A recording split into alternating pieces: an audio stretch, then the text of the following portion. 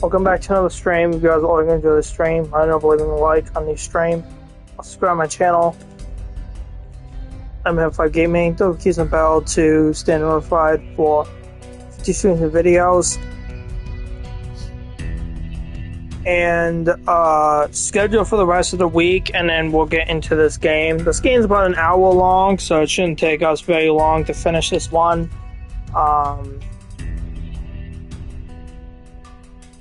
Today we're going to do case files behind closed doors. Tomorrow not going to be live because I'm going to the movies, but I am going to be recording a video tomorrow night on the Gartner Band 9 teaser trailers coming out tomorrow, like 10 in the morning.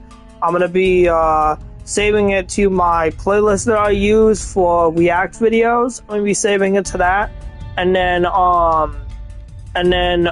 will be recording that Friday night, and I'm going to be recording it Friday night. I'm going to have a premiere tomorrow. Not tomorrow. I'm going to have a premiere on Saturday at 2 p.m.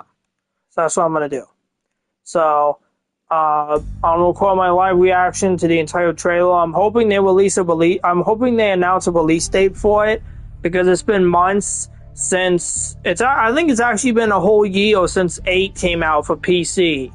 And they've announced nothing for the 9th game. So I'm hoping that this teaser will have a release date. I am really hoping that it will, because I really want to play this game. I really want to play the 9th installment on stream for you guys, and I need to know when it's coming out. So I'm hoping they announce it. I'll find out tomorrow when I react to the trailer. I'll see. It's supposed to be 1 minute and 59 seconds long, so not very long trailer. Not the longest trailers I've reacted to, but I'm hoping they announce a release date of some kind, hopefully. So yeah. And then Saturday gonna be live at 4, 5, or 6 p.m. I'm gonna be doing another case file game. I forgot the name of that one, but I'm gonna be playing another one. It's like an hour long, so it shouldn't be a long stream Saturday either. As well as on Saturday too, I'm going to be recording my Spirit Halloween video that's going to be coming out probably during the second week of September is when it's going to come out. So I'm going to have that video come out next month of some kind. But yeah. And then Sunday going to be live at 4, 5, or 6 p.m. and I'm going to be doing Minecraft. Alright, let's start. Yes. I don't know much about this game. The only thing I know is that you interrogate a bunch of different people, and that's really all I know about it. I don't know the story. I don't know anything else. So, but,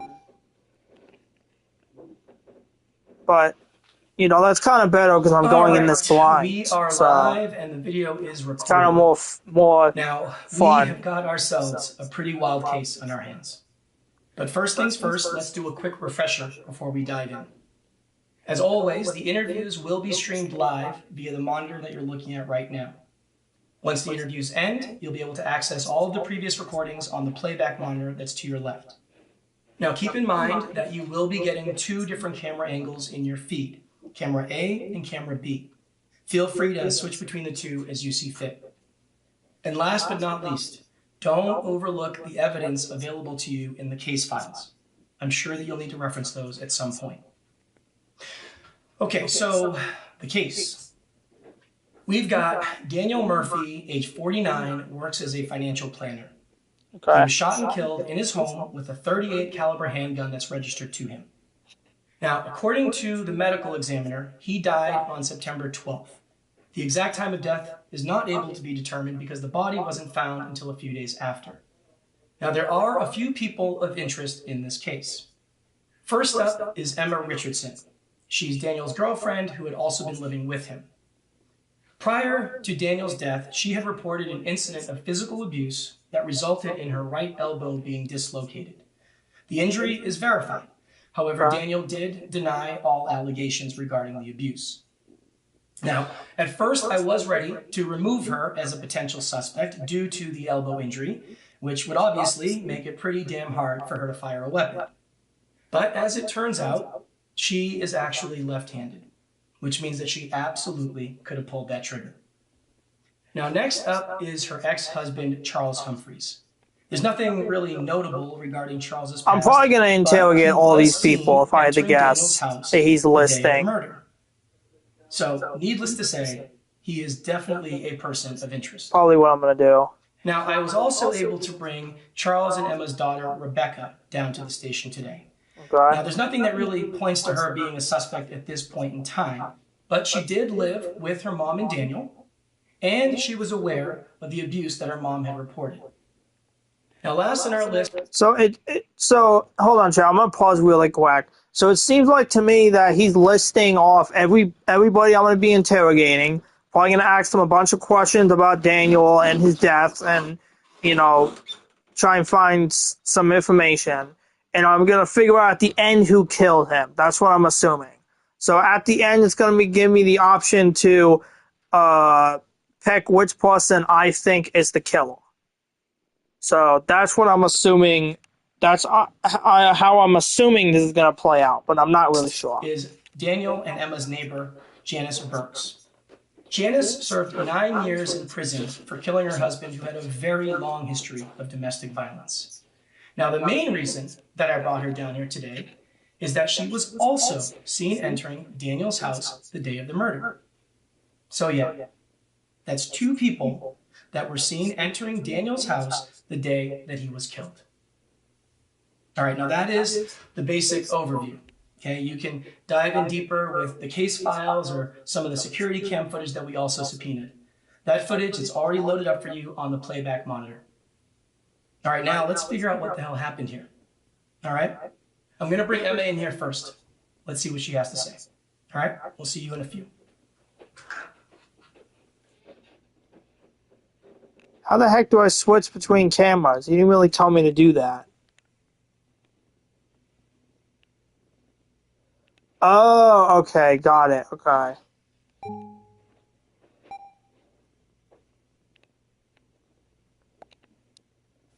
All right, Emma, we are recording. Today is September 19th. I am Detective Martin Ruiz, badge number 7621, and with me here today is Emma Richardson. So Emma, can you please go ahead and spell your first and last name for me? EMMARICHARDSON. Thank you. And can you please acknowledge that this statement is being video and audio recorded and that you are consenting to this recording? Yes, that's correct. All right. And lastly, I just need you to acknowledge that we've already gone over your rights and that you are willfully making this statement. Yes, that's also correct. All right. Thank you, Emma. So, yeah, let's just keep it simple and start with you telling me where you were the day of Daniel's death. I was staying at a motel. And which motel would that be? The Best Stay Motel on the southeast part of town. Now, is there a reason that you didn't go to work that day? I wasn't feeling well, so I decided to take a sick day. And you work at Rose and Davis. Oh, that's already sus already. Yes, I'm a junior accountant. Yeah, that's already sus already. And Daniel, he works there as well. Is that also correct? Yes, actually, he's the one who got me the job there. And the 2 of you were romantic partners. Is that right? Yes. If you guys saw my community post, I told you guys I would be live early today. Sure. What Just exactly? because I kind of want to, and Well, I guess we can start with the police yeah, I guess report that's really it. I just wanted to. September 10th. Now, based on what I read, it seemed that this relationship that you 2 had was not that pleasant, was it? No, but at least not lately anyway.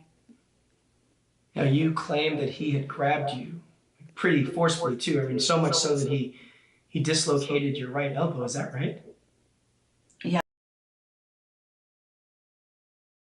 So that's not his normal behavior. No, it wasn't. We had been together for 6 months at least, and I moved in with him about a month ago. He had never once laid a finger on me the entire time or shown any warning signs. So then what exactly happened on that day? I mean, why did he have this sudden change in behavior? He was jealous.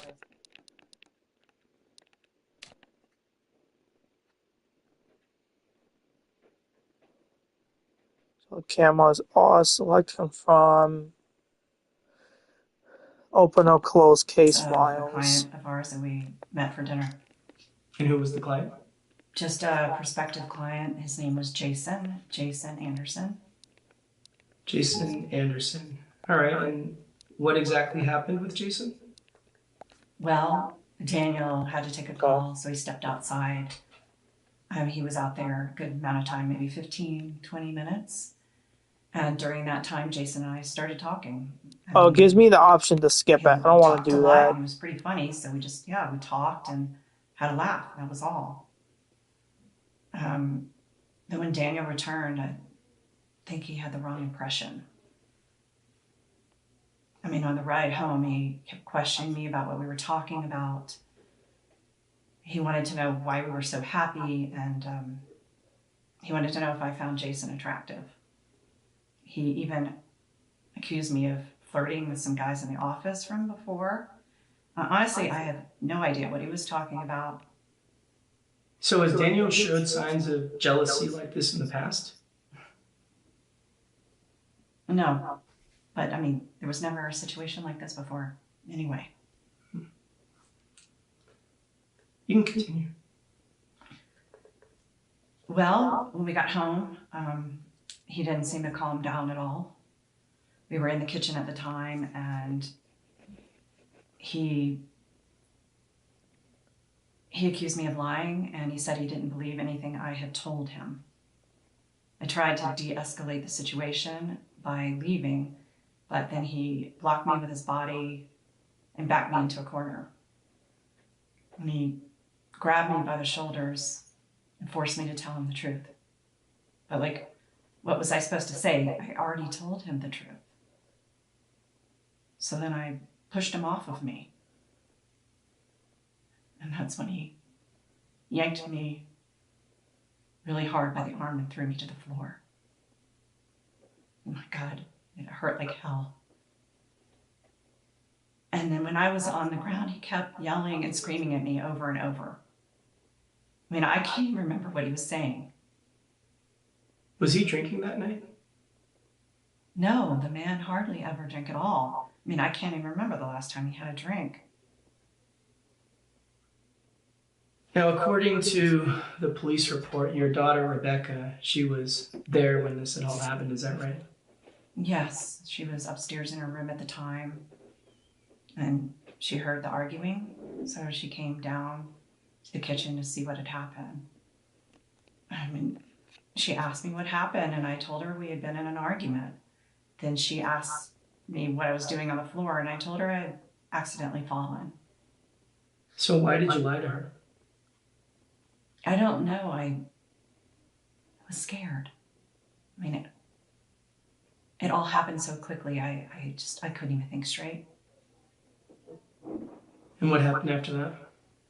Well, Daniel could see that I was really hurt, so he picked me up off the ground and took me to the hospital. On the ride there, he kept telling me how sorry he was, and he just kept apologizing over and over. He said he didn't know what got into him. And you believed him? Yes, I did. Really? It was a one-time thing. It was completely out of character. I didn't know what got into him. So yes, I did believe him. Oh, it's like a 3 hour. Okay, so it's actually longer than I thought it was. All right. What happened after that? Apparently, it's like a 3 to 4 hour game chat. So this actually might be a long stream today. I want to try and get through all of it today. And that's when I learned that my elbow was dislocated. Then Daniel left, and Rebecca came to stay with me overnight. And then the next morning, I had time to clear my mind, and I told Rebecca exactly what happened. So you told her that he had actually hurt you? Yeah, she wanted me to press charges with the police, but honestly, I was hesitant. I didn't want it to turn into a big thing. But this was a big thing, was it not? I don't know, maybe. I mean, it was a big enough deal that you felt the need to file a police report, right? But that was Rebecca's idea. So, but yes, I was released from the hospital. We stopped and got some pain medication for my arm. And then we went to the police and filed a report. Then we went to the motel. I checked in, and Rebecca left to stay with her dad. And her dad, that's Charles, right? Yes, Charles.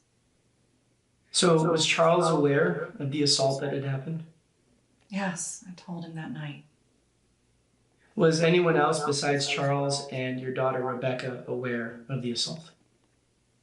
The only other person was my neighbor, Janice. She must have heard the screaming because she texted to see if everything was okay. I wrote her back that same night and told her exactly what happened.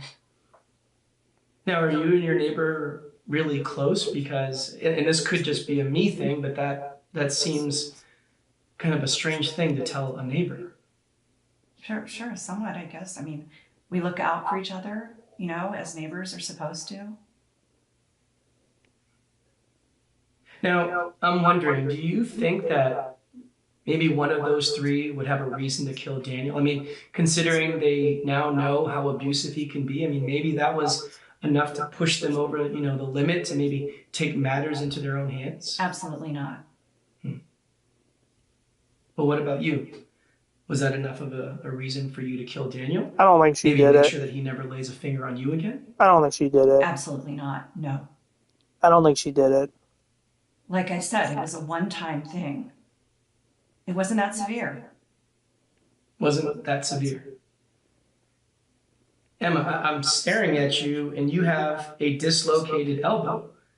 Now, I don't know about you, but to me, that is pretty damn severe. Look, the guy got jealous, okay? I mean, he'd been under a lot of pressure at work and he was in a shitty mood. He made a really poor decision that he immediately regretted. Is it okay that he hurt my arm? Of course not. But we can't change the past. And I do believe he was truly sorry. Okay. I don't think she did it. Fair enough. So Emma, is there anything else that you feel that I should know about this whole situation? None that I can think of. All right. We're going to take a little break. I just ask that you just hang here for a bit, okay? Okay. All right.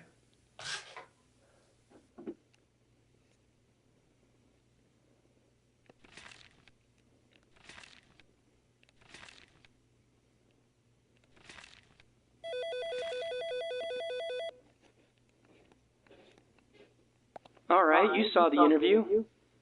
You think she's being completely honest? I really can't say for sure.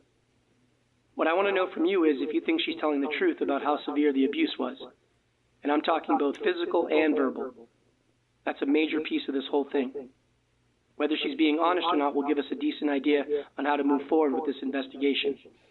So let's make sure we really judge this correctly. The right approach should get her to open up a bit more. I'll trust your judgment with that. You tell me, and that's how I'll proceed with her. No rush. Look over whatever you need to and call me back. All right, talk soon.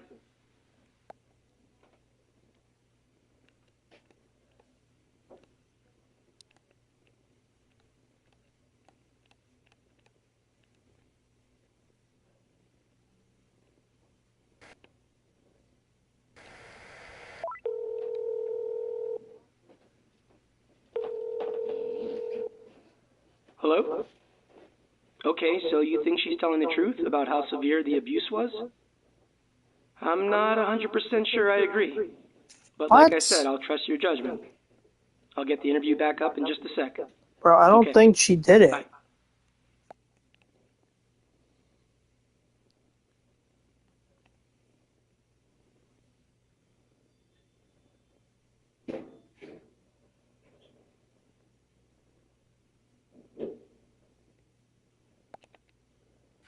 This is a continuation with Emma Richardson. So look, Emma, I want you to know that I do believe you, okay? I believe you when you say that the abuse wasn't that severe. Now, let's just put that aside, all right, is there anything else in regards to your relationship with Daniel that you feel I should be aware of? Anything at all? No, nothing I can think of. You sure? Yes, I'm sure. Okay. All right, then let's give you a break, okay? All right. Okay. Yeah, I don't think she killed him. So I guess I just gotta wait. All right, that's a good enough start with her for now. I'm going to bring her ex-husband Charles in here next. Let's see what this guy's got to say. Hang tight. Okay. Got it.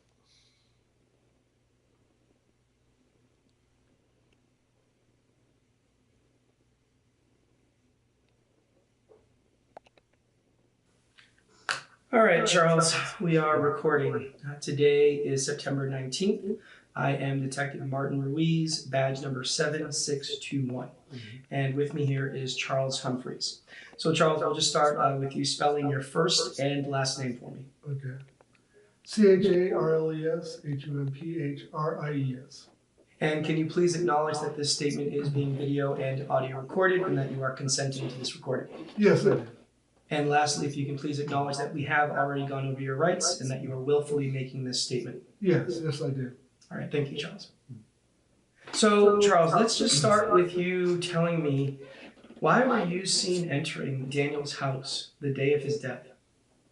Well, I was doing a favor for Emma, right? I went there to pick up some items that she had forgotten, right? She didn't want to enter that house again, so I went there for her. And what sort of items were you picking up? It was like some clothing and other personal items, right? I didn't sort through the bag, so I'm not 100% sure what may have been in it. So you said bag, so you were there to pick up a bag of hers, is that right? Correct, right. She put it by the front door in the entryway. I walked in, I grabbed the bag, and I left. And Charles, you're a realtor, is that correct? Yes, that's correct. So that means you get to pretty much set your own hours, right? To an extent, sure.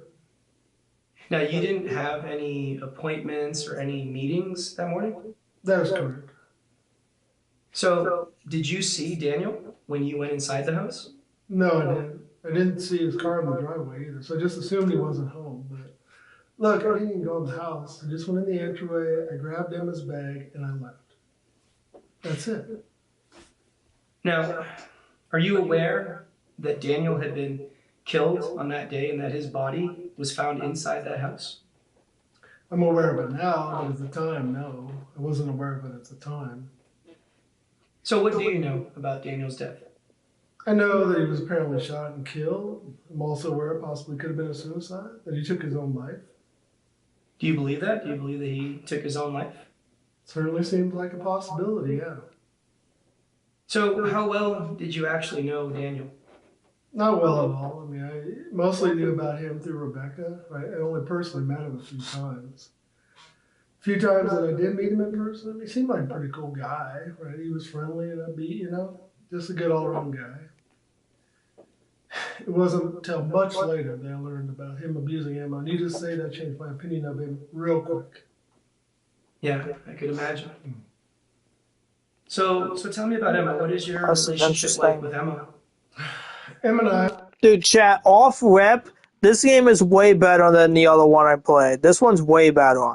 This is very interesting. Pretty good terms, all things considered. Right? This is way better than the other game I played. Way better. You know, we had Off rep, way better. It was going really well.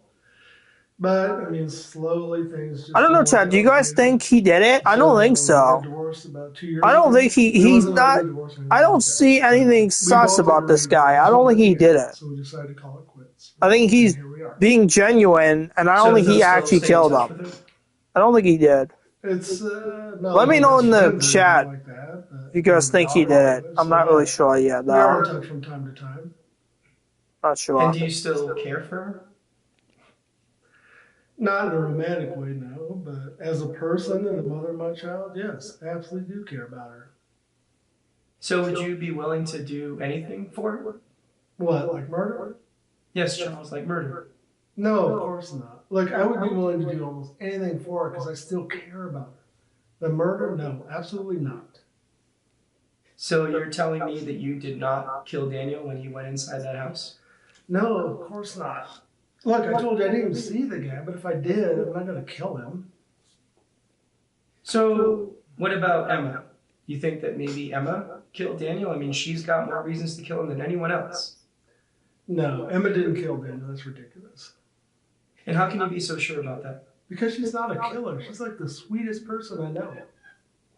Well, what if she maybe hired someone or got some help? You don't think that that's possible? No, I don't think that's possible. Well, look, Charles, the reality is that somebody killed Daniel, okay? That is a fact. Now, we know that Emma has been on the receiving end of his abuse, all right? Now, that has got to be scary as hell for her. Okay, now, Charles, I'm not saying that Emma killed Daniel, okay? But, Charles, we at least dead. Now, I don't think that that's far-fetched at all. Hell, Charles, I have seen people killed for far less, all right? So you don't think that Emma maybe just wanted him dead? You don't think that that's possible? Look, I have no doubts that she wanted this man out of her life. That's obvious. But to think Emma would wish death upon him or anybody else for that matter? No, I don't believe that. I do not believe that she wanted him dead. No. You really don't? No, I really don't. All right, Charles, we're going to take a short break, all right? Just ask that you sit here for a bit and I'll be right back, all right? Yeah, no worries.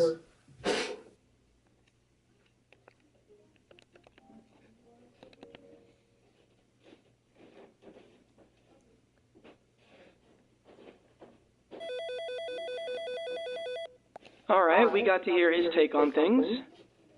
Now, the main thing I'm questioning at the moment is whether or not Emma is capable of either committing this murder or getting someone else to do it. She really does seem like the person that has the most to gain from Daniel's death. But her ex, he doesn't seem to think that she has that in her. I don't know.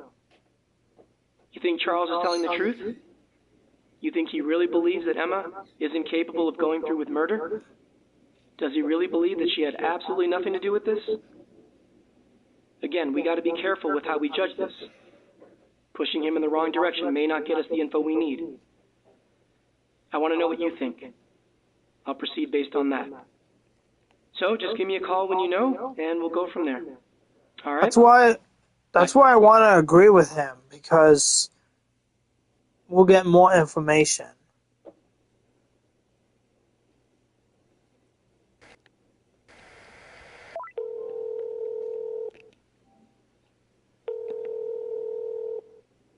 Hey. I'll choose the correct answer. Okay, so I did the right thing. One. He does seem pretty sincere. Yeah, see, right, I knew it. Continue the interview. I knew he was right. Okay, I'm actually doing really good with the choices right now, so that's a dub. That's good. I want to try and not make any mistakes during this playthrough. I want to try.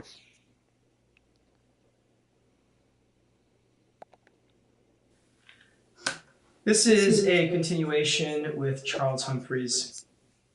So, Charles, I do think that you're being honest about Emma, all right? You really don't think she had anything to do with this, and I do believe you. Well, that's good, because that's honestly how I feel. And like I said before, she is not the kind of person to wish death upon anybody. She is by far the most caring person I've ever met. So, Charles, I hear you, okay? But since you didn't kill Daniel, and if Emma had nothing to do with this, well then, that means there must be somebody else, right?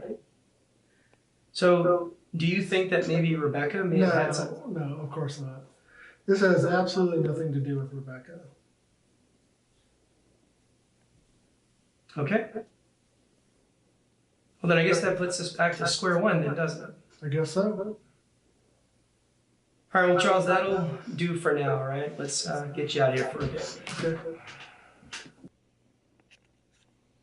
You gonna call me again?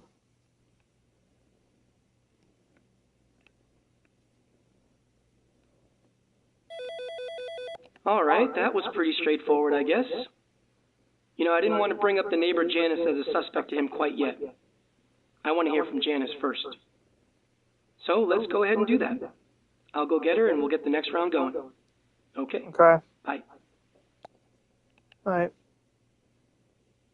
Next suspect. Here we go. Dude, there's no way this game is 4 hours long. I'm flying through this. There's no way it's this long, bro. All right, Janice, we are recording. Today is September 19th. I am Detective Martin Ruiz, badge number 7621, and with me here today is Janice Burks. So, Janice, let's please start with you spelling your first and last name for me. JANICEBURKES. And can you please acknowledge that this statement is being video and audio recorded and that you are consenting to that recording? Yes, sir, I do consent. And lastly, please acknowledge that we have already gone over your rights and that you are willfully making this statement.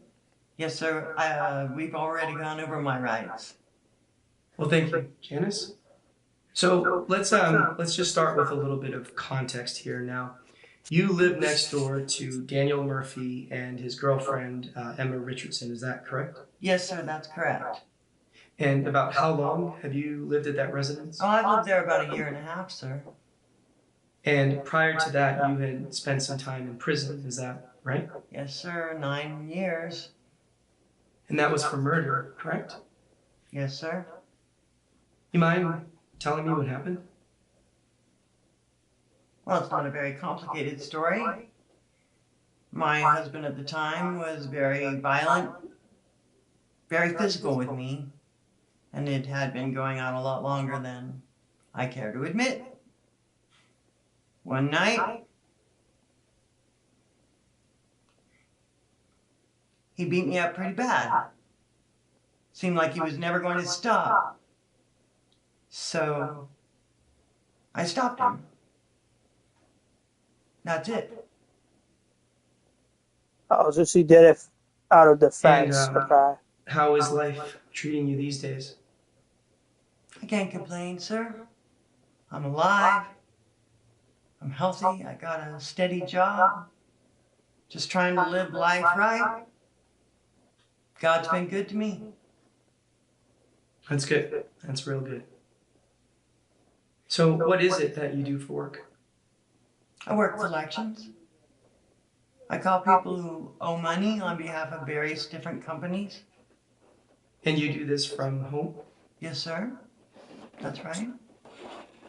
Now, I don't mean to be rude or judgmental or anything like that, but I'm curious, how is it that you landed in that particular neighborhood? Because it seems like it would be a bit too pricey for someone with a job such as yours. Now, that is assuming that you do live alone. Oh, yes, sir, I do live alone. That house belonged to my mother. She bought it about 20 years ago. She paid it off early.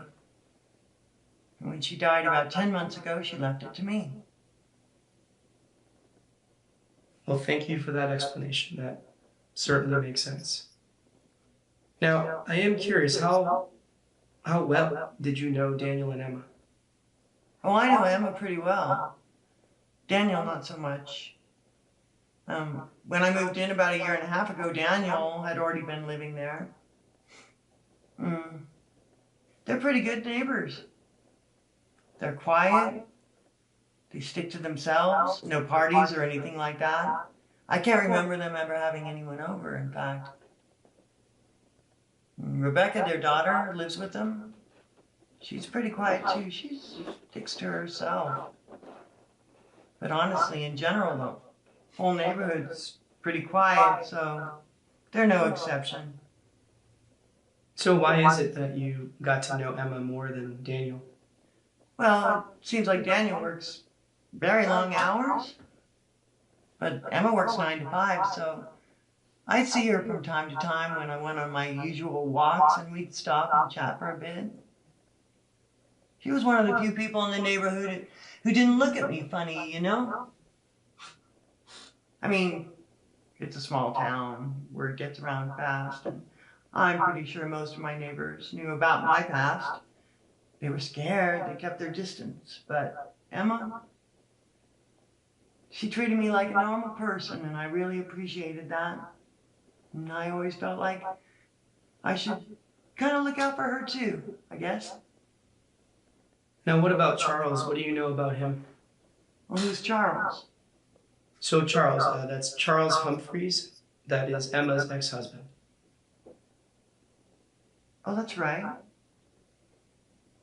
I don't know much about him. I didn't ever meet him, and I don't remember Emma ever really talking about him. I'm sorry. Unfortunately, I don't know much about him. So, given your relationship with Emma, I am assuming that you have a good explanation as to why you were seen entering and leaving their house the day that Daniel was killed. Oh, yes, I do. The mail carrier had accidentally left some of their mail in my mailbox that day. We've had some trouble with porch pirates recently, so I thought I should just take it over. I didn't want to leave it on their doorstep or anything, so Emma had told me about the spare key to use in case of emergencies or whatever, so I just used the spare key. I opened the door, I dropped the mail off in the entryway, and I left. Now, was Daniel home? Oh, not to my knowledge. I mean, his car wasn't in the driveway. That's where he usually parks it. And I didn't see him in the house either. Now, Janice, are you aware that Daniel had been shot and killed and that his body was found in that house? Yes, officer. I was aware of that. The whole neighborhood was aware. Him or his dead body? Yeah, it's When about you went 21 into that minutes house to long, drop so it's off actually the not that long of a Oh, game. no. I had a mean, feeling like it I wasn't said, that I long. just went in, dropped the mail off in the entryway, and then I left. Janice, did you really go into that house to drop off mail? Yes, officer, I really went into that house to drop off mail. All right. Well, look, Janice, we are going to take a real short break. I ask that you just sit here for a second. I will be right back, okay? Okay. All right.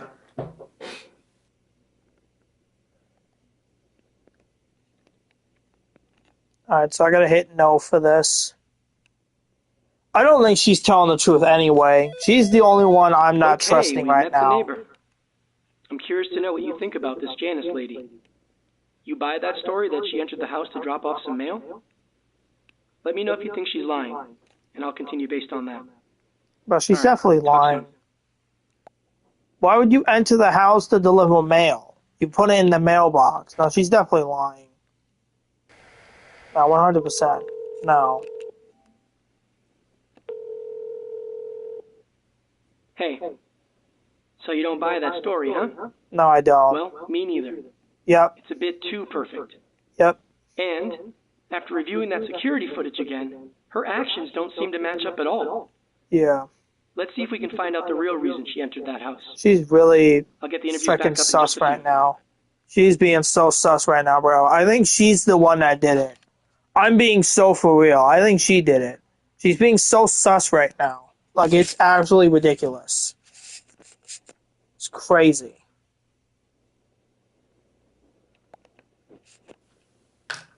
This is a continuation with Janice Burks.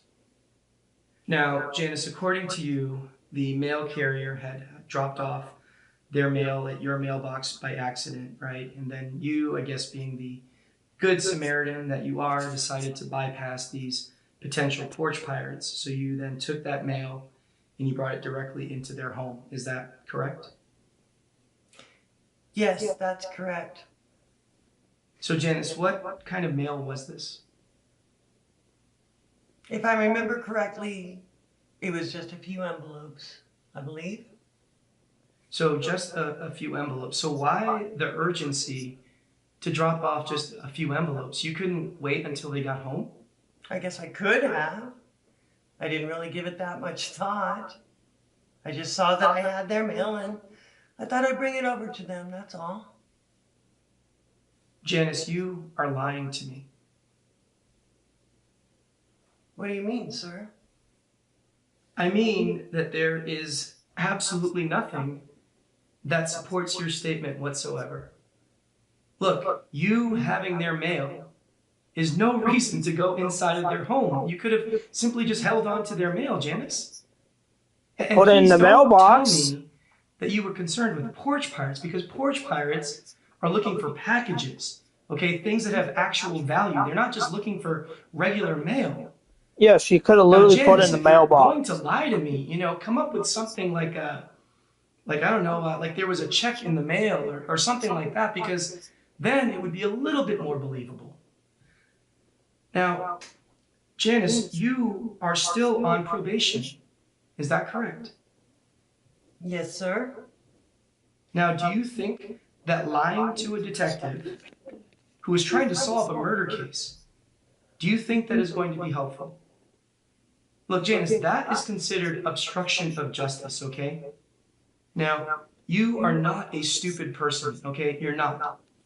So we are going to try this again.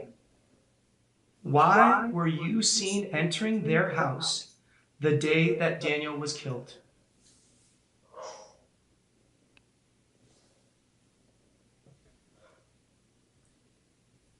All right. I heard a gunshot. I rushed over there to see if everything was okay. And when I entered the home, I looked around. That's when I saw Daniel lying there dead in the bedroom. I didn't know what to think, so I panicked and I just left. So, Janice, why did you lie about that? Come on, sir. I went to prison for 9 years for killing my abusive husband. Then I'm seen leaving and entering a home where a man is killed. A man who is known to have physically abused. Oh, she was probably afraid that if she got caught doing How that, do she you would go think that back to looks? prison. Well, not very good, to be honest. Not very good at all. All right, so just to make sure that I get this right, so you heard a gunshot, you go enter the house, you see Daniel and he's dead, and you lie to protect yourself. Is that basically it? Yeah, that's it. So you're telling me that you did not kill Daniel? I did not kill Daniel. So Daniel was already killed when you had entered that house? Yes, And Janice, why should I believe you? because it's the truth. The truth. Yes, sir. All right, we are going to put a pause on this for now, okay, Janice?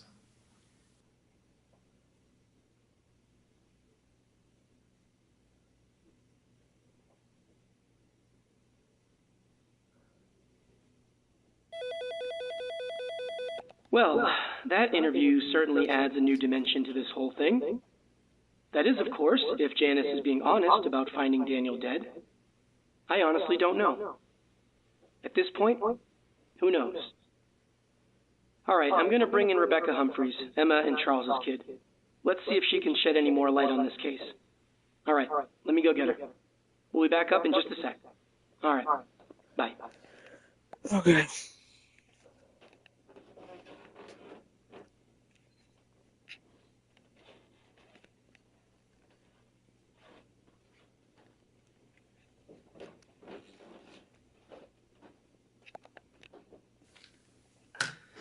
All right, Rebecca, we are recording. Today is September 19th. I am Detective Martin Ruiz, badge number 7621. And with me here today is Rebecca Humphreys. So, Rebecca, can you please spell your first and last name for me? Yeah, first name is Rebecca. Last name Humphreys, Humphreyes. Thank you, and can you please acknowledge that this statement is being video and audio recorded and that you consent to this recording? Yes, I do. And lastly, just acknowledge that we have already gone over your rights and that you are willfully making this statement. Yes, I am. All right, Rebecca. Let's start with you telling me where you were at the day of Daniel's death. Yeah, so that day I was over at my dad's house. So you were at your dad's house, but you don't live with your dad, do you? No, I don't, but I do stay with him sometimes. And you were there the whole day? Yeah, I don't really remember any reason to leave that day. So can you remind me, how old are you? I'm 20. So you're 20. Mm-hmm. And you are a student at Fisham Community College, is that correct? Yeah, that's correct. So you didn't have any classes that day?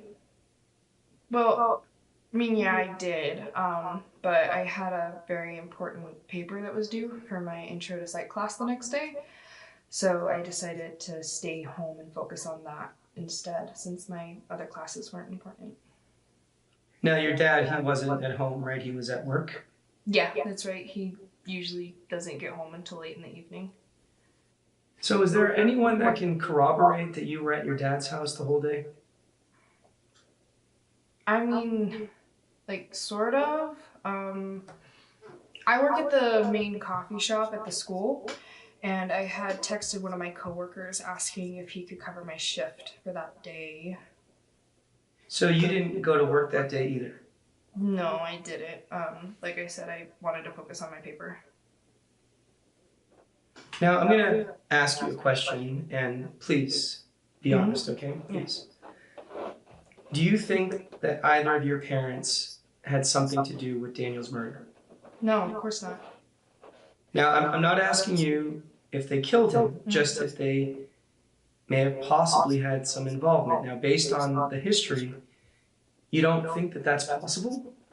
No, absolutely not. Like, no, I know my parents. It's not possible.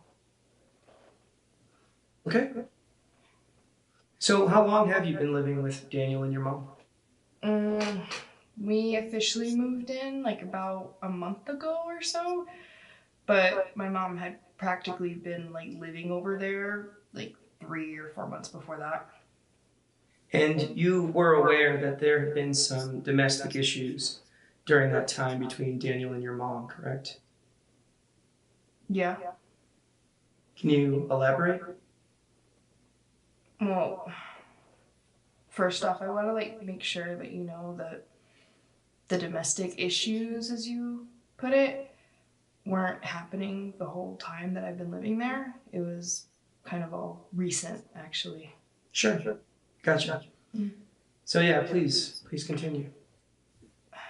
So, like, it's pretty straightforward, but I want to say like about a week and a half ago, I was in my room reading, and I heard some screaming and yelling and banging, and I went down to the kitchen, and I found my mom on the floor crying, and she was just obviously like in a lot of pain. And she was grabbing her right arm, and just her and Daniel had gotten into some sort of an argument, and he pushed her to the ground like pretty damn hard.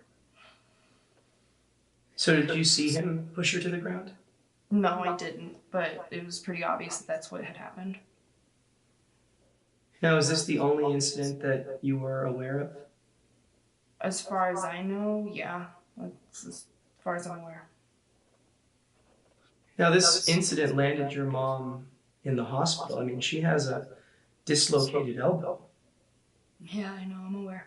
I know. You don't think that maybe your mom would want to seek some sort of revenge?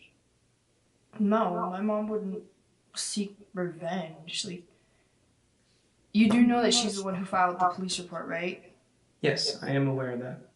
Okay, so why would she file a police report if she was planning on killing him? Like, she wanted the police to get involved. That's literally the whole reason why she went to the police in the first place. She wanted them to deal with it. All right, well, then what about your dad? What about him? Well, it seems that he and your mom are still on pretty decent terms. I mean, all things considered. It seems that he still cares for her. You don't think that maybe he acted out of a need to protect her? No, absolutely not. How can you be so sure? Because I know my dad, like, that's not even close to the kind of person that he is. Like, he's not a murderer. Like, I don't even, like, I can't believe I even have to, like, say that to you. Look, Rebecca, I know that this can be hard. Mm-hmm. Okay, I know that, but we have to think logically, right? Mm. Now, try to put your personal feelings aside as best as you can, all right? Mm-hmm. Now, do you really believe that your parents had nothing to do with Daniel's murder? No, my parents had nothing to do with Daniel's murder. There's no way. All right, fair enough. So look, we're going to take a short break, all right? I'm just going to ask that you sit here, and I'll be back in just a few, okay? Okay.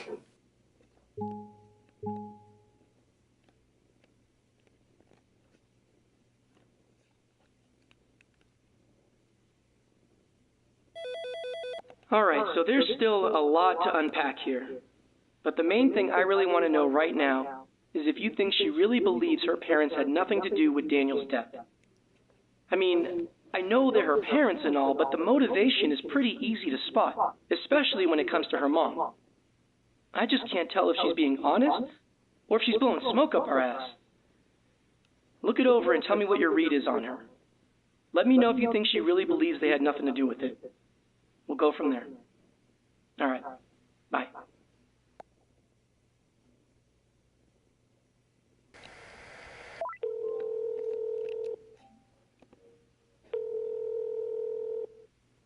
Hey. So you think she's being sincere? I can see that. She does seem to believe her parents weren't involved. Now, whether they were or not, that's a whole other story. All right, let me get back in there. Bye.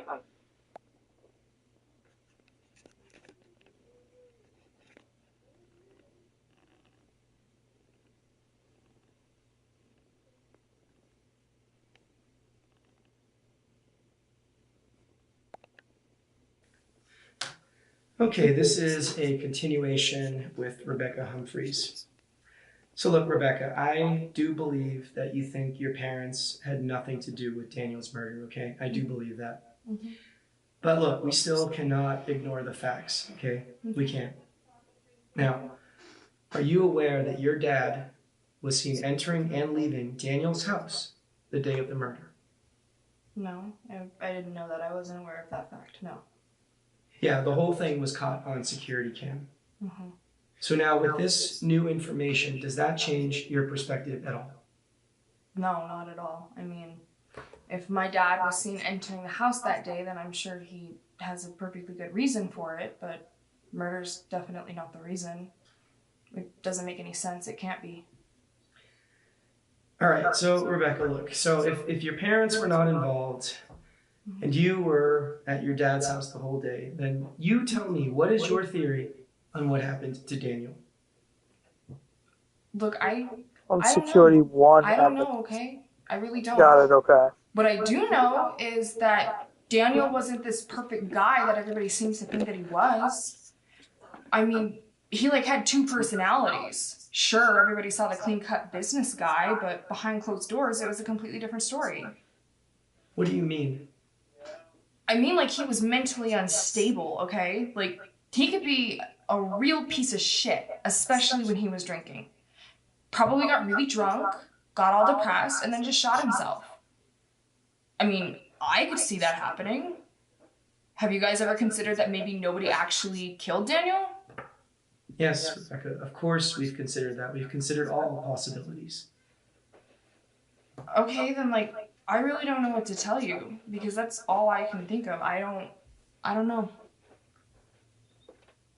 So there's nothing else that you feel that I should know? No, not that I can think of, no. All right, well then let's take a break, all right? You can step out of here for now, okay? Mm-hmm.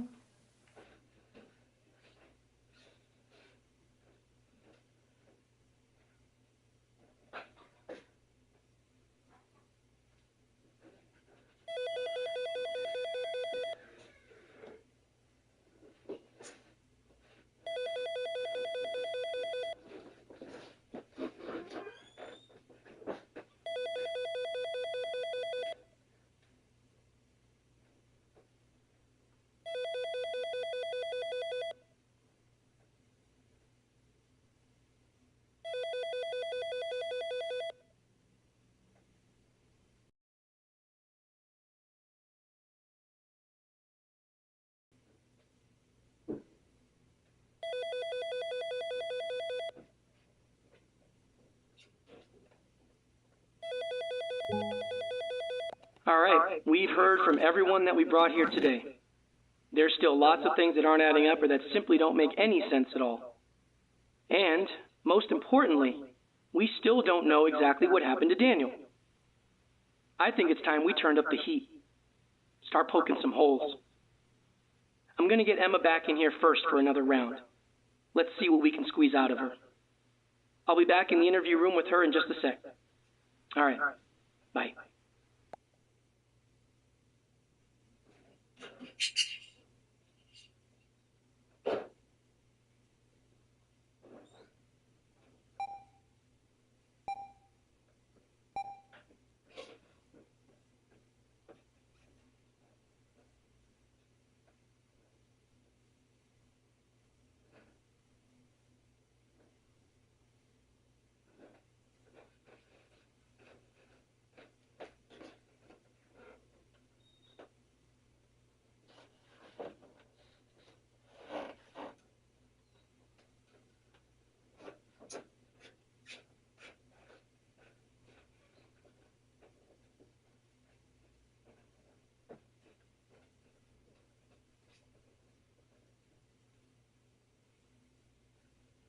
I know which options I need to pick. I want to pick the right options for this.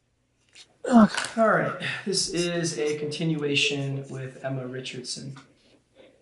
Now, Emma, I've been giving some thought regarding your whereabouts on the day of Daniel's murder, and just to be clear, you were at the Best Day Motel the entire day, is that correct? Yes, that's correct.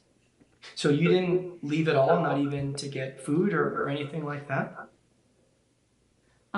Actually, I did leave the motel that morning. It was quick though. I went to get breakfast at the diner across the street from the motel. I got the food to go, and then I went back to the motel and stayed there the rest of the day. So around what time did you go to the diner? It was early, probably around 7. Around 7.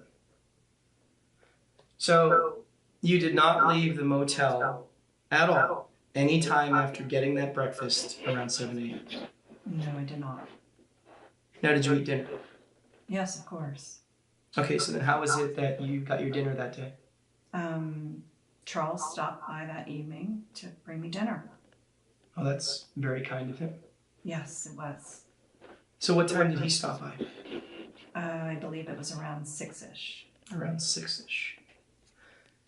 Now, did Charles bring you anything else? Like what? Like anything besides the dinner itself? I don't think so. And you're sure about that? Yes, I'm sure. All right, so I'm going to assume that if I were to stop by that diner and talk to some of the folks there, that someone who was working that morning would be able to verify that you were indeed there getting your breakfast around 7 a.m. Does that sound right? I believe so, yes.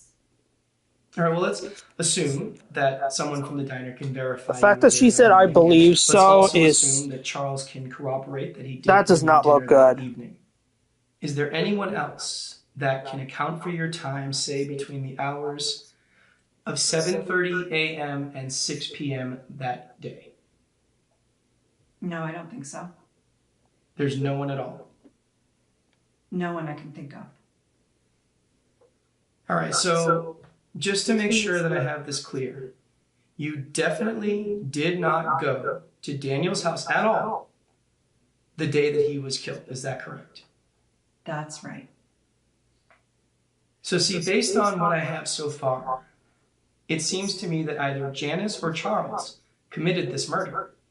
In fact, maybe the two of them even worked together. You know, I don't know. Why would you say that? Well, because Emma, the two of them were both seen entering and leaving Daniel's house the same day that he was killed.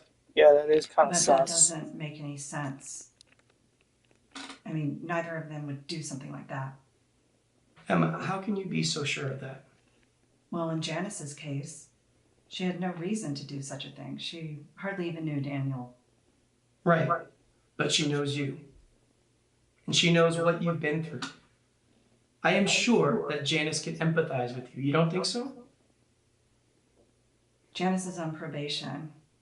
She's been through a really difficult an unfortunate situation. She served her time and she has a good life now. You think she would screw all that up for some guy she hardly knows? Or for me, her neighbor? Honestly, I don't know. Well, she wouldn't. All right, well then what about Charles? Because he was also seen entering Daniel's house that day. And we have already established that you are clearly someone important enough in his life to look out for. I mean, maybe he was, trying to care for you. Maybe, protect you. Charles is not a killer. Does he care for me? Yes, and I care for him too. We've known each other for a really long time. But it's just not in his character to do something like that. He would never kill someone, or even think about doing something like that, for that matter. It's just not who he is. All right, Emma, give me a second, okay? I'll be right back.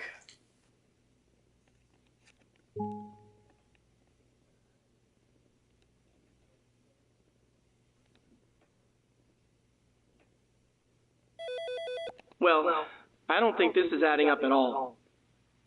I feel like we must have some evidence that contradicts her statement. Can you look over everything and see if you can find a clear contradiction? That'll add a lot more weight when I go back in there. Give me a call when you got something. Thanks.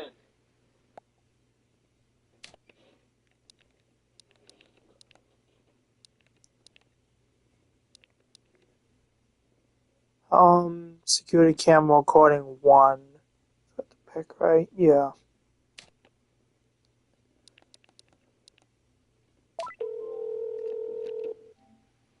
Yep. Hello? Yes, that's it. Kinda hard to argue that Charles isn't capable of murder, or at least thinking about it when you have him on video literally threatening to kill someone. That is good stuff. All right, let me show her this and see what sort of explanation she has. This is good. Thanks. All right, let me get back in there. Hang tight.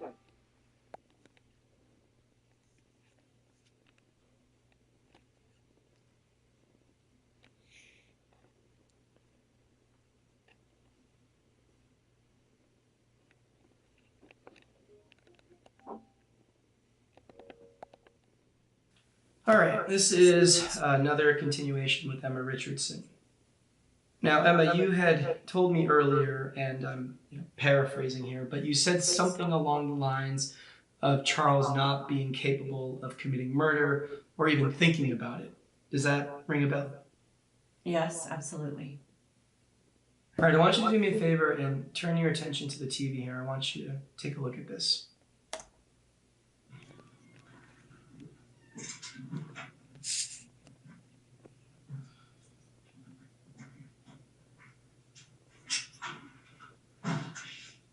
Yeah, asshole.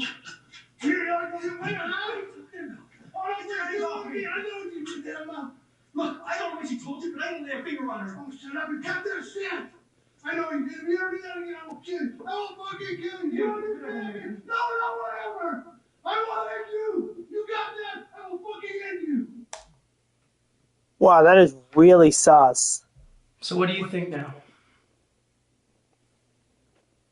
I know how it looks, but surely you can see he's not being literal. He's being pretty literal. Yes, he's angry and obviously trying to scare the shit out of Daniel.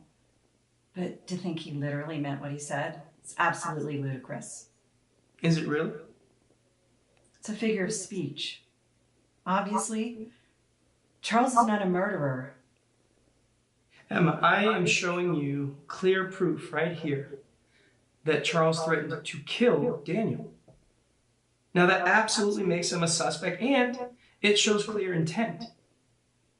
Now, I hear you when you say that you think Charles isn't a murderer. But Emma, what actual proof do you have that Charles did not kill Daniel? And I mean real proof, not just your thoughts and feelings. I don't have any actual proof. There you go. That right there is the problem. All right, that is a big problem that I need to get to the bottom of. So look, we are going to put a pause on this for now, because I absolutely do need to speak to Charles again.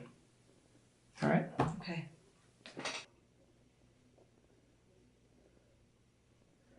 Choose the statement made by Emma. Okay.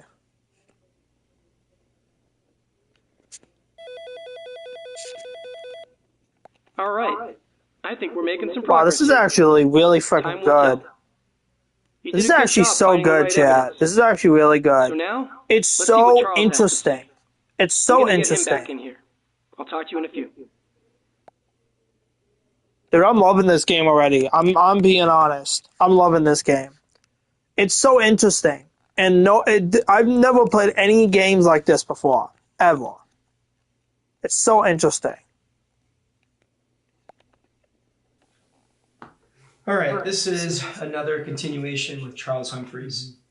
So, Charles, I want to revisit your relationship with Daniel. I mean, sure, but like I told you before, there wasn't much of a relationship. I only met the guy a few times. So, when was the last time that you saw him? Probably a few months ago, maybe. Honestly, I'm not sure. So, you didn't see him on September 11th? Oh, yeah, that's right. Yeah, I do remember that now. Yeah, I saw him that morning. That's right. I'm sorry, I forgot about that. See, Charles, I don't know how you could forget that. What do you mean? Well, Charles, we have security cam video that shows you violently threatening him. In fact, Charles, we can take a look at that right now. You don't need to show me that. Well, Charles, I just want to refresh your memory, okay? Seeing as though that you forgot. So please, indulge me, okay? Take a look. Oh, he's gonna show him? Oh boy. This is gonna be bad. Well, it's gonna be bad for him because he's seeing it, so that's gonna be even worse.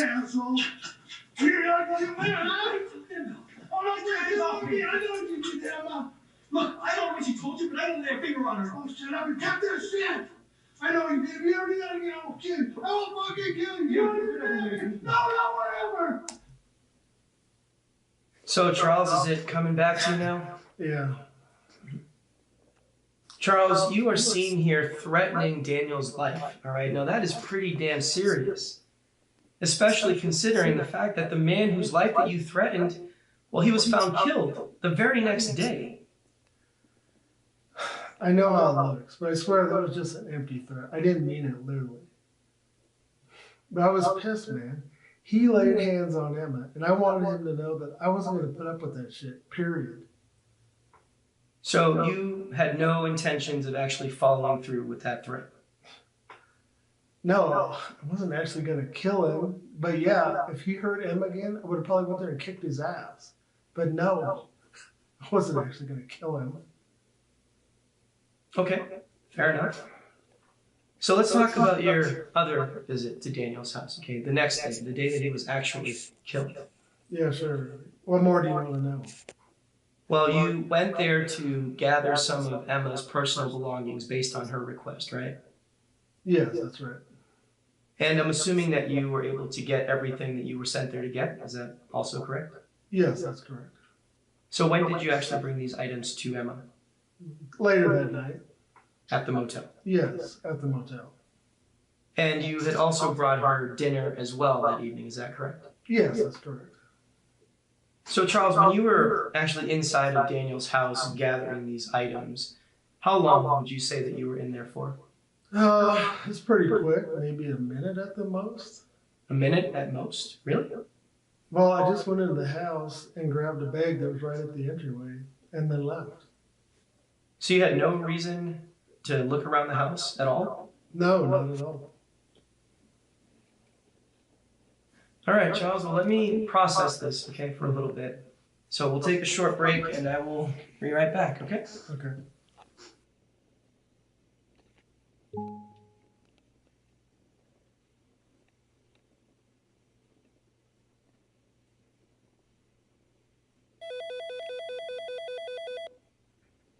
All right, there are definitely some holes in this guy's story.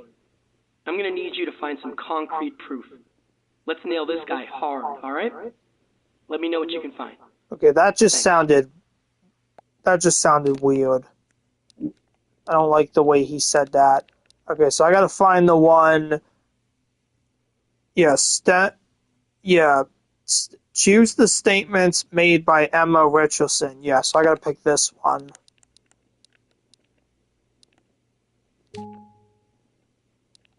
Oh, please select 2 pieces of evidence.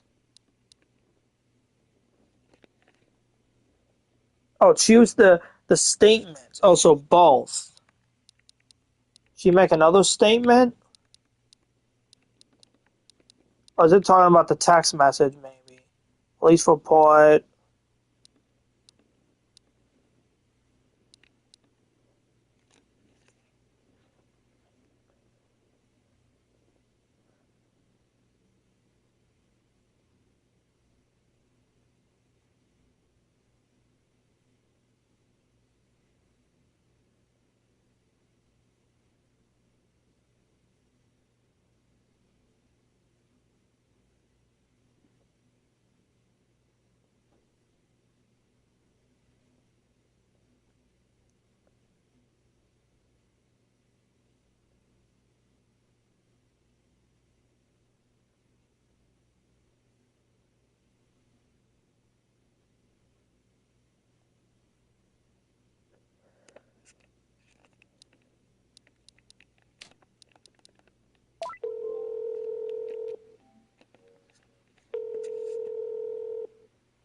Hey, there it is. There it is. Fantastic work. Good eye. Yes, he is clearly in the house for way longer than just a minute. And yeah, you're right. Emma stated that he only brought her food the night of Daniel's death. She made it pretty clear that he didn't bring her anything else. So why would he go through the trouble of getting her personal items and then not actually give them to her? That makes no sense at all. Yeah. All right, let's get the show back up and running. We need answers. Talk soon. Bye.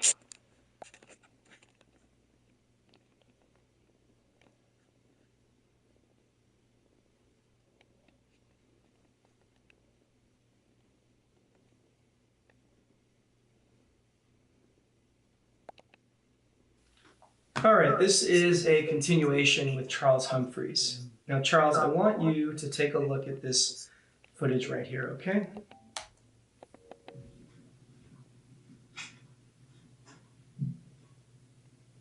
What am I looking for exactly? Well, you can clearly see that that's you at the front of Daniel's house, correct? Yes, I can see that. So can you look up there and tell me what is the date? It's September 12th, Right, and the time? What does that say? 9:27 a.m. So 9:27 a.m. All right. Now let's fast forward through this. We'll jump to about right about here. All right. Now, can we agree that this is you leaving Daniel's house that same morning? Yes, it is. So again, can you look up there and tell me the time? What does it say now? It's 9:31 a.m. So 9:31 a.m. Now see, Charles, you told me that you were in Daniel's house for no more than 1 minute. Okay, now I'm showing you the security cam video that shows that you were in there for about 3 to 4 minutes. Now, Charles, I can't understand why it would take 3 to 4 minutes to simply go inside of the house, grab a bag that's right there in the entryway, and then leave. So, Charles, can we cut the bullshit? All right, why did you go inside this house? And more importantly, what were you doing in this house? And this time, Charles, please, do not lie to me. Look, I don't know if you're aware, but Daniel threatened Emma at gunpoint the day before he died. Now, obviously, this guy was unstable, but I didn't know he had a gun in the house. So how did you find out about the gun? Emma told me, and I was afraid Daniel was going to flip out again and actually use the gun to hurt him. So I decided to go over to the house and see if he was there. But when I got there, his car wasn't in the driveway. So I thought I could go in the house and find the gun and take it from him. All right, so just to be clear, the reason that you went to the house was to find this gun. That's right. And when I went in the house, I immediately went into their bedroom thinking that's where it would be. But instead, I find the guy lying there dead, and the gun is in his hand too. You know, I panicked. I didn't know what to do. You know, I remember they had the security cam out front, so that freaked me out, right? And I knew it was going to look bad, me coming in the house and this guy being dead. So I quickly kind of came up with this plan to grab some of Emma's stuff and put it in this bag. So it seemed like I had a reason to be there.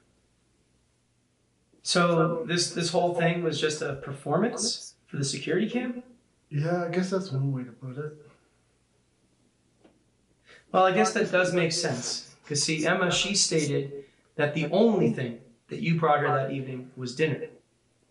Yeah, I know. I mean, it's stupid and I'm sorry. But I didn't want to have any connection to this guy's death. I mean, the whole situation makes it look like I did it. Hell, I don't even know if you believe what I'm saying. And I know it sounds crazy, but it's the truth. All right, so if your intent was to go there and to find this gun, then why do you look so confused when you first arrived?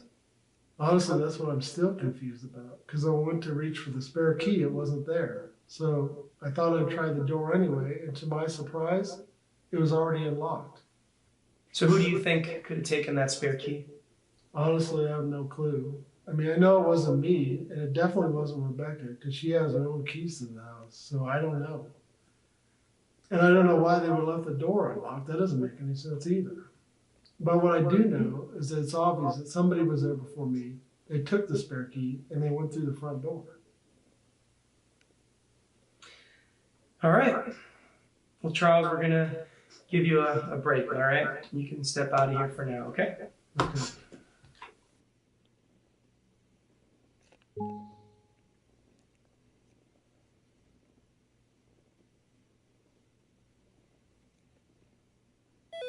Hey, I think that went well. It's quite a story, though. You know, I'm still not sure who to believe at this point in time. That being said, he did hit the nail on the head. Someone was absolutely there before him, and we know exactly who that was. Now we got both Janice and Charles saying they arrived at the house that morning, and both claim they found Daniel already dead. Yeah, I am not too sure I buy that. Now, I can see Charles's possible motivation for killing Daniel, but Janice's is a little unclear. I mean, maybe she was triggered by seeing another woman she knew dealing with a similar type of abuse that she experienced? I don't know. Well, regardless, we gotta move forward. I want to hear more from Janice. I'll grab her now. We'll be back up in just a sec. Okay.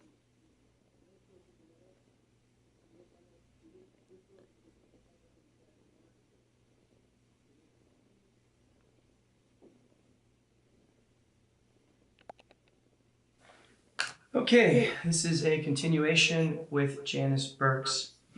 So look, Janice, I just want to explore your relationship with Emma a bit more with you, if that's okay. Sure. What more would you like to know? Well, you mentioned having a positive relationship with her, so yeah, I just want to, I guess, get a better understanding of what that relationship looks like. Well, like I told you before, Emma's always treated me nicely. And we talk from time to time, so we get to know each other a little bit. She looks out for me, Okay. I look out for her. She's never judged me whatsoever, and I think that speaks a lot to her character. She's a very good person, and I'm really glad I got to know her. Now, would you say that she trusts you? To a certain extent, yes, I would say that. Now, were you aware of the physical abuse that she had experienced? Did she trust you enough to share that information? No. I knew they had some arguments. Sounded pretty bad, too. It was loud enough you could hear it next door.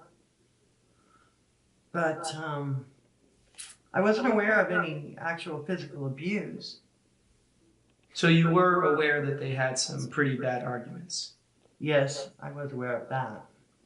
But you were not aware of any actual physical abuse? No, sir.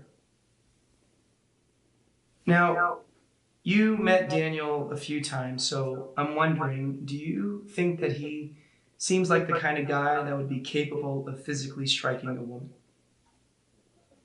Like you just said, I only met him a few times, so I don't think I would be the best judge of his character. Well, you know, just in the limited interactions that you had with him, does he seem like the kind of guy that would be capable of physically striking a woman? I don't know. You don't know? No. All right, well, Janice, we are going to take a real short break. It'd be great if you can use this time to maybe think about your encounters with Daniel and see if you can maybe come up with a more concrete answer, because I would appreciate that. Sure. But I don't know what else there is to think about. Well, just try it. That's all I'm asking. Sure. Well, thank you, Janice.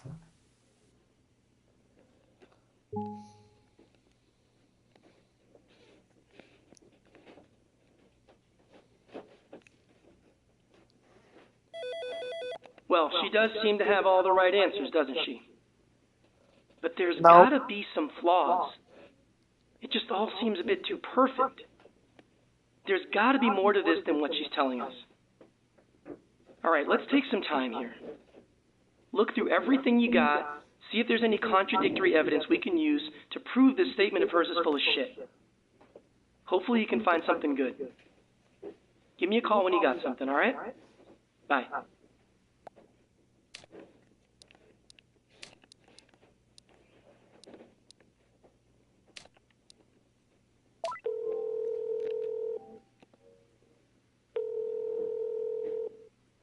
Hey. Well, there you go. That is great. Perfect. I'll share what Emma said earlier in her previous statement. Good catch. Now, what she said definitely doesn't match up with Janice's presentation of the facts. I'll grab the text message records as well. There's no way Janice can argue with that. All right, let me grab what I need and get back in there. Thanks.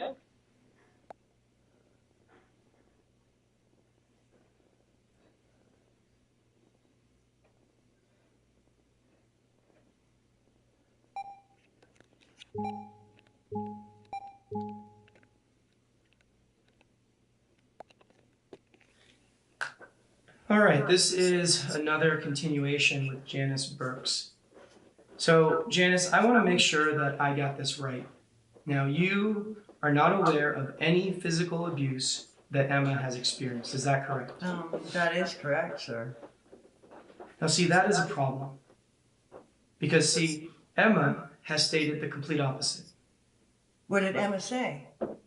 Well, in her earlier statement, Emma said that you had texted her the night that her and Daniel had that pretty bad argument, the night that he had reportedly assaulted her. She said that you had texted her asking her if everything was okay. Now, does that ring any bells? Well, yeah, that's correct, sir. Now, she said that she had texted you back later that night telling you exactly what had happened. Does that also sound familiar to you? Well, yes, that's also correct, but I don't remember if she told me that he'd actually physically assaulted her. So you don't remember her texting you that detail? No, not that I recall. That's interesting. That is very, very interesting. So, Janice, look, I want you to take a look at these records right here. I want you to look at the message that's highlighted there. Now, that is a text message that Emma had sent to you the evening of September 9th. Now, she clearly texted, and I quote, "He threw me to the ground, hurt me pretty bad, at the hospital now." Now, there is no mixed messaging there. I find it very hard to believe that someone would forget such a major detail. Now, Janice, did you lie to me again? No, sir. I just didn't recall. You didn't recall? Okay, Yeah, she's so may have sus. misstated the facts. Janice, that is a very eloquent way of telling me that you lied. Now, Janice, why did you lie to me again? Why did I lie? Again, sir, look at the optics. Someone with my background is seen entering the house the same day that Daniel's body is found shot to death. You know why I lied. And don't take this personally, but I don't trust law enforcement. I know I'm an easy target. I'm just doing the best I can to stay out of prison, sir. Look, you want to know what the truth is? Yes, Janice, that is literally the only thing I want to know. Good. Because the truth is that none of us would be in this mess if law enforcement had actually done their job and protected Emma when she first reported the abuse. She did all she could. She went to the police. She told them everything that Daniel had done to her. She even had her daughter as a witness. That man should already be locked up. That man physically assaulted her, and you guys let him go on his merry way. That's not okay. You know it, and I know it, that that's not okay. Look, Janice, I hear you. Okay, I hear you. And yeah, maybe we could have handled things differently. I don't know. Okay, but regardless, we can't live in the past, right? I mean, all we can do is to make sure that we do the right thing right now in this moment. That's literally all that we can do. So Janice, let me ask you again, okay? Were you aware that Daniel had physically assaulted Emma? Yes, sir, I was aware. And your only confirmation of this were the text messages between you and Emma, is that correct? That and the fact that she went to the hospital with a dislocated elbow. I'm not sure I need any more proof than that.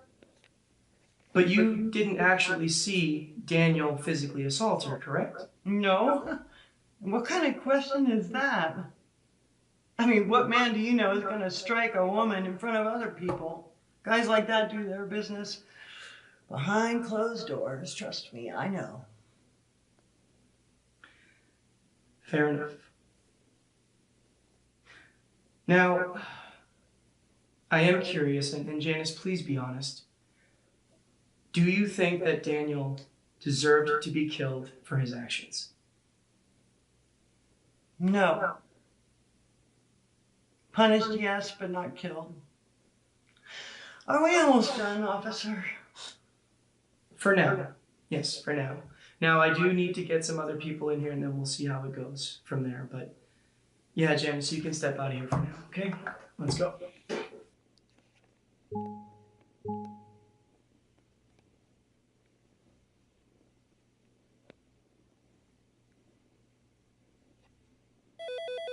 All right, so we know for sure that Janice was aware of the physical abuse.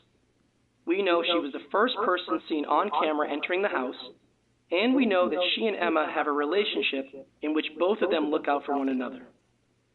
Now, what we don't know for sure is if Daniel was indeed already dead by the time she entered the house.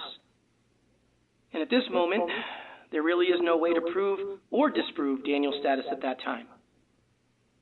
It's clear that these people are still lying to us.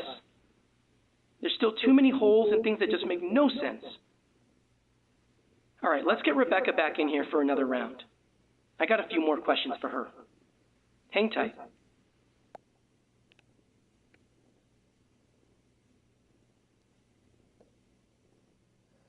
Okay.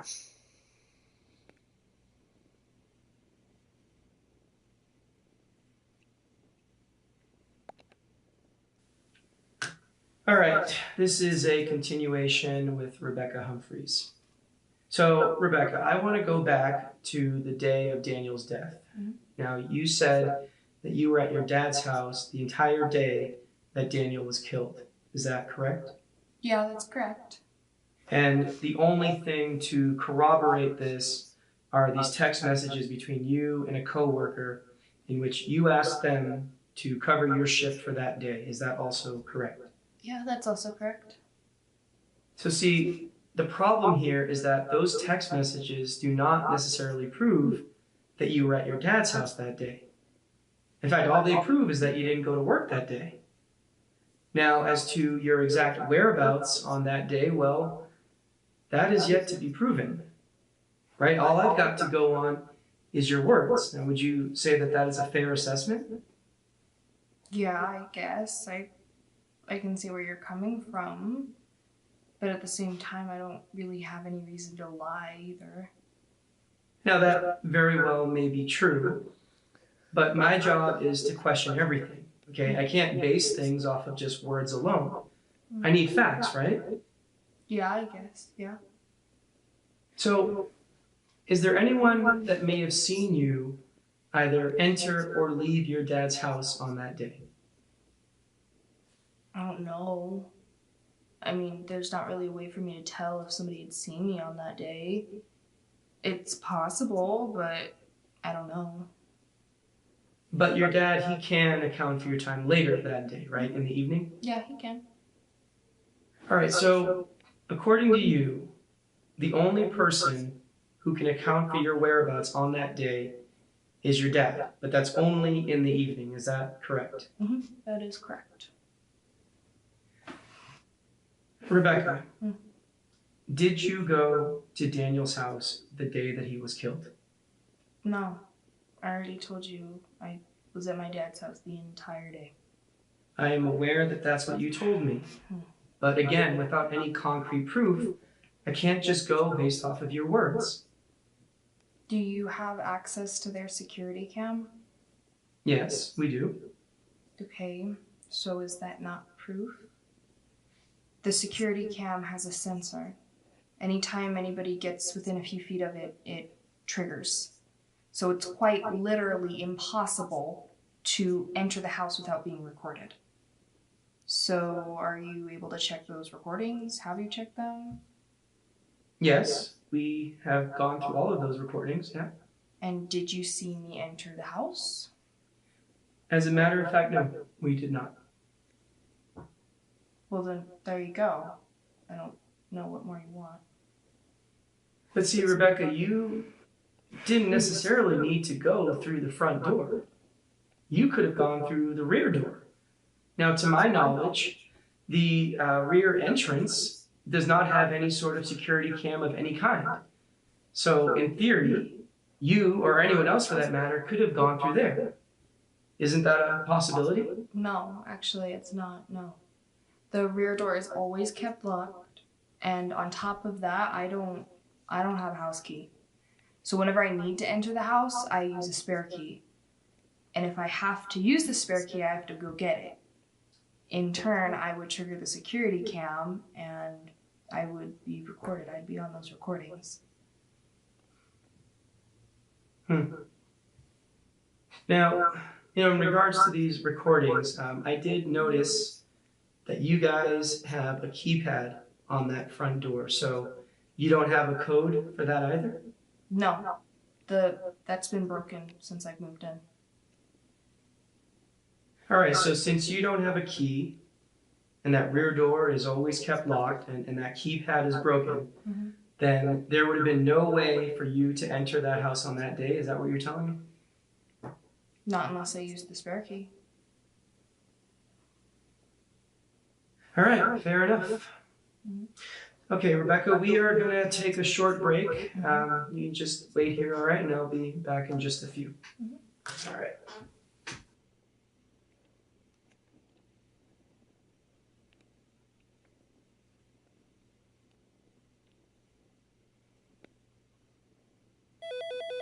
Well, yet again, I feel like we're not getting the whole truth here. Her not having an alibi is definitely a red flag. I know we brought her in here as a witness, but I'm thinking we may have to bump her up to a suspect. The abuse she witnessed could be enough to give her a motive. Possibly. All right, let's see if you can work your magic and find some contradictory evidence here. I want to squeeze every ounce of truth out of her. You give me a call when you got something solid. Talk soon.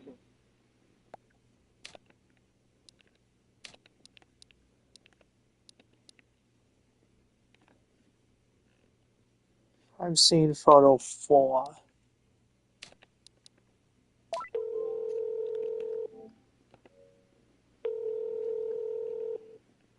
Hey.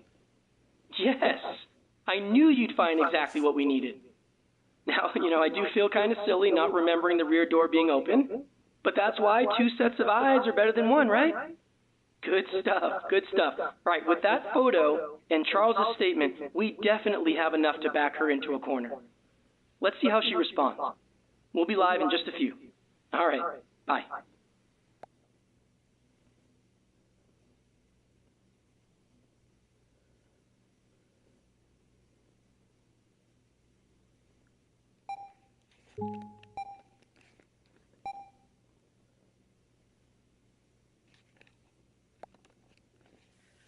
Okay, this is a continuation with Rebecca Humphreys.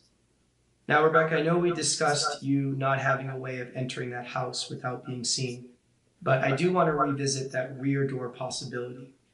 So let's hypothetically say that if someone were to leave the rear door open for some rare reason, then in theory, you could have entered through that rear door completely undetected, right? I guess in that very rare and specific scenario, it's possible. Sure. All right, now I want you to take a look at this photo right here, and you tell me, what is it that you notice? The rear door is left open? Is that what you want me to notice? Correct. Now, this photo was taken from the crime scene, which means that someone left that door open. So this very rare and specific scenario is actually a fact. Now, we found that rear door unlocked and ajar. Okay, so now with this knowledge, it is safe to say that you could have entered through that rear door completely undetected, right? I guess given what you've just shown me, yeah, sure, it's possible, but that's not what happened. I already told you I didn't go to the house that day, and I feel like I'm just repeating the same thing over and over. And why should I believe you? Look, am I a suspect here? Because you're treating me as if I actually had something to do with this. No, Rebecca, I am treating you like someone who may have something to hide, because you have indeed hidden information from me. In fact, I might go so far to say that you have straight up lied to me, Rebecca. What are you even talking about? Look, when I talked to your dad earlier today, he told me that you have your own set of keys to Daniel's house. But then you told me that you don't have keys to Daniel's house. So you see, either you or your dad is lying to me. Oh, he did say that. I forgot. Yes, I do have keys to Daniel's house, but that doesn't mean that I was there. Now, why did you lie to me? All right? Lying to me is only going to make things worse, and you know that. I don't know. I guess I didn't want you to be suspicious of me. Well, that obviously did not work out too well for you, did it? No, it didn't. All right, so now knowing that you do actually have keys to the house, it is safe to say that you could have entered through that rear door whether it was left open or not. Is that correct? Yes, technically, that is correct. But look, I know that I lied to you about not having keys, but I swear I'm not lying about when I say that I didn't go to the house that day. All right, well, let's assume that you are telling the truth, okay, and that you did not go to the house that day. Can you think of any reason as to why that door would have been left open, especially when you said that the rear door is never left unlocked? So why is it that on this specific day, that door was left open? I don't know. Maybe Daniel left it open for some weird reason.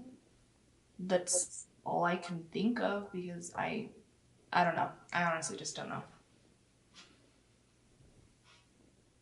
All right, Rebecca, let's put a pause on this conversation, okay? You can step out of here for now. Sure.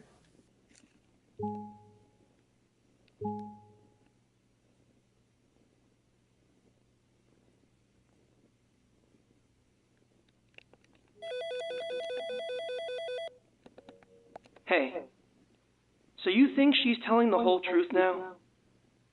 I feel like we got more out of her, and maybe she's being honest, but I still don't know. We still don't have the complete picture, which means technically anything is possible. Alright, we've made some good progress so far, but it's time to really grind this out and get to the bottom of this case. I want to bring all four of them back in here for one more round of questioning. The gloves are coming off this time. Alright, let's get to it. I'll start with Janice. Let's see what more we can get out of her. I'll be back with her in just a sec. All right. Bye. Oh boy.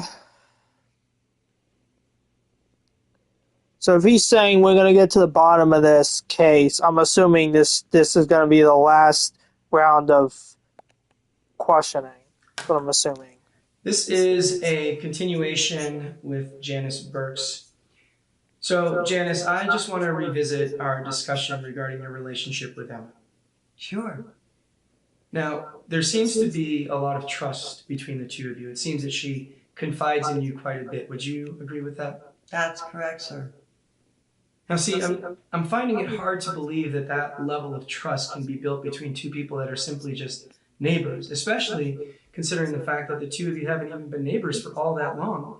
Hell, I've got neighbors on my street that I've seen for years, right? And I still don't know their names. I don't know what to tell you, sir. Our relationship is what it is. So are you this close with all of your neighbors? No. I already told you what my relationship was like with most of my neighbors. They keep to themselves and I do the same. But not with Emma? No, because Emma actually treats me like a decent human being. So would you say that you're somewhat of a protector as it pertains to Emma? I mean, you did mention that you look out for her, right? Yes, I do look out for her, but I wouldn't go as far as saying I'm her protector. But yes, I do look out for her. Now, Janice, we both know that you are capable of taking a human being's life. That's already been proven, right? That was a really long time ago, sir.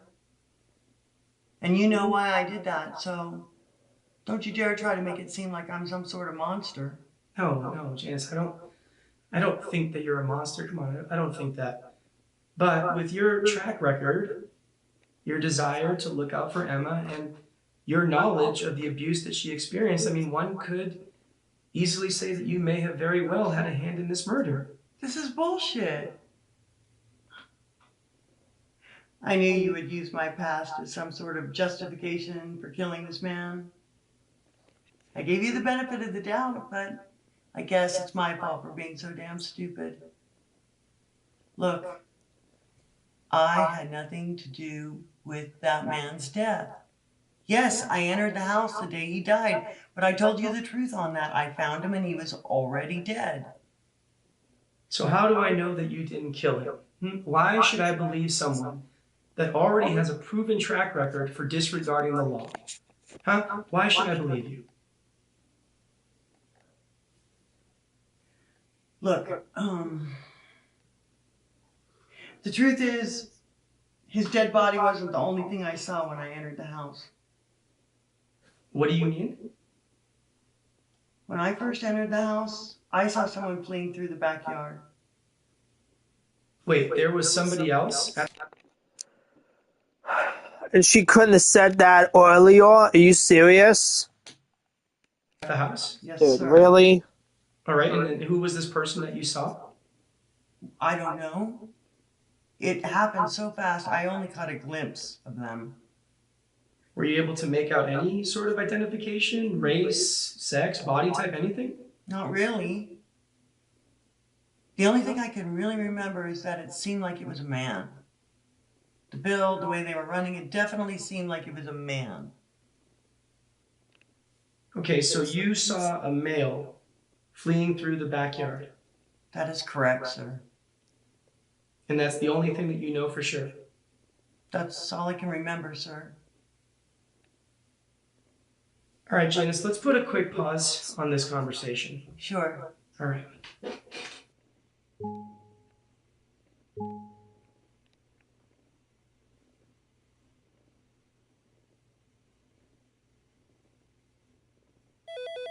Well, things just got very interesting, didn't they?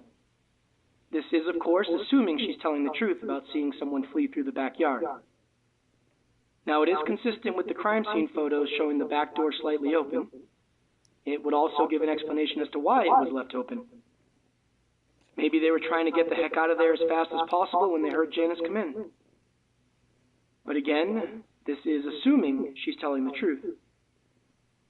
Even if she's being honest, it's pretty odd that she can positively state it was a male that she saw, but yet she can't make out any other details?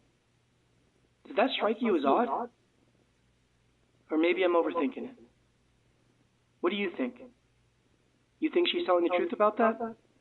No. You think it was a man that she saw, or No. you think she's got something more that she's hiding? No. I'll head back in once I get your take on this. Let me know what you think, all right? Talk soon.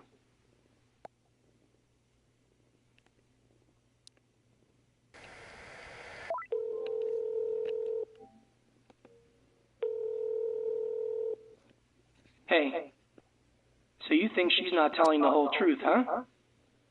Can't argue with you there. I can't put my finger on it exactly, but she really didn't seem too authentic there. Looks like we both got that same read on her. All right, let me press her on this. We'll see if our instincts are correct. Let me head back in. Talk to you later. Bye.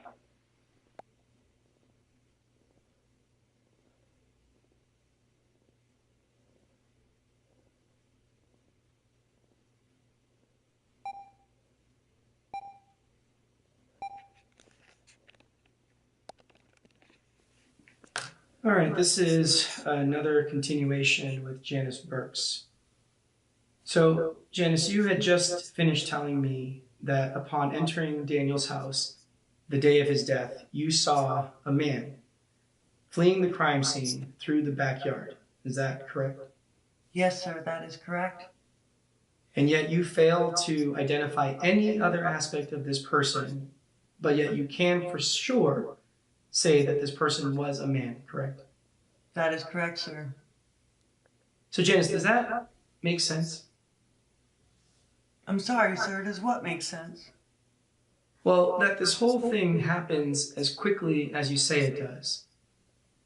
You notice absolutely nothing about this person, but yet you can for sure say that they were a man. Does that make sense? I mean, that's what I remember, sir. I can't control my memory. All right, Janice, look, let's cut the shit. All right, none of this makes any sense. None of it. Now, Janice, we have already talked about obstruction of justice. Okay, I can charge you with that very easily if I find out that you are lying or hiding information from me. And Janice, let's not forget that you are also still on probation. Now, do you want to see yourself back in prison? Do you want to say goodbye to this nice life that you got going for yourself? Come on, Janice, don't be stupid. You tell me the truth. You tell me exactly what happened inside that house. All right, look, sir. I may have misspoken, but for the most part, I really have told you the truth. For the most part. Look, I heard a gunshot. I rushed over to see if everything was okay. I used a spare key to enter the house. The first thing I saw when I entered the house was someone fleeing through the backyard. I honestly didn't make out anything about them. It happened so fast. And then I went into the bedroom, and that's when I saw Daniel lying there dead. He'd been shot, and it was clear that he was dead. I panicked, left the house, and honestly just wanted to pretend like I never saw anything. I was at the wrong place at the wrong time. I didn't want to get caught up in this whole mess. Surely you can understand that. Yeah, Janice, I can understand that. Yeah. All right, so what you just told me, that is the absolute truth? Yes, sir, that is the absolute truth. So you can't say for sure that that person you saw is a man. That's what you lied about. I truthfully couldn't tell you whether it was a man or a woman. It happened that fast. So then why did you lie about that specifically? Well, look, I didn't want you guys to think it was Emma. I could see why you think she might have something to do with this. And I didn't want to bring any more attention her way. But since you have no idea who this person is, then it is possible that it could have been Emma. I guess so, but I highly doubt it. Well, look, Janice, no offense, but your doubts mean very little to me compared to facts. You know, I really should charge you with obstructing this investigation. But I'm not obstructing anything. I've honestly told you everything that I know. You are walking a slippery slope, Janice. A very slippery slope. All right. Well, besides Emma, do you have any idea who this person could have been? Could it have been Charles or maybe Rebecca? I don't know, sir. Are there any neighbors or acquaintances of Daniel's that you may be familiar with who he maybe had, I don't know, disagreements or arguments with, anything like that? Not to my knowledge, sir. So this really could have been anybody that you saw. Yes, sir, that's right. All right, well, Janice, is there anything else that you would like to add to your statement today? Anything at all? No, officer, I have told you everything. Well, for your sake, Janice, I really hope you have.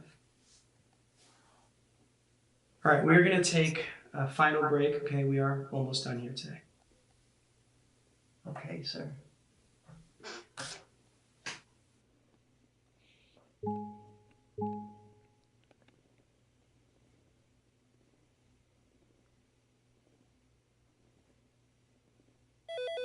Well, if she's telling the truth, then that would mean we have someone else to account for.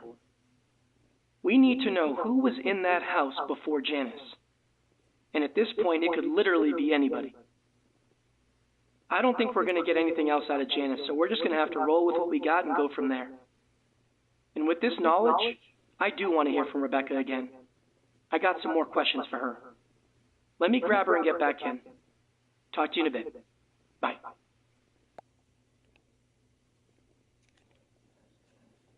Okay.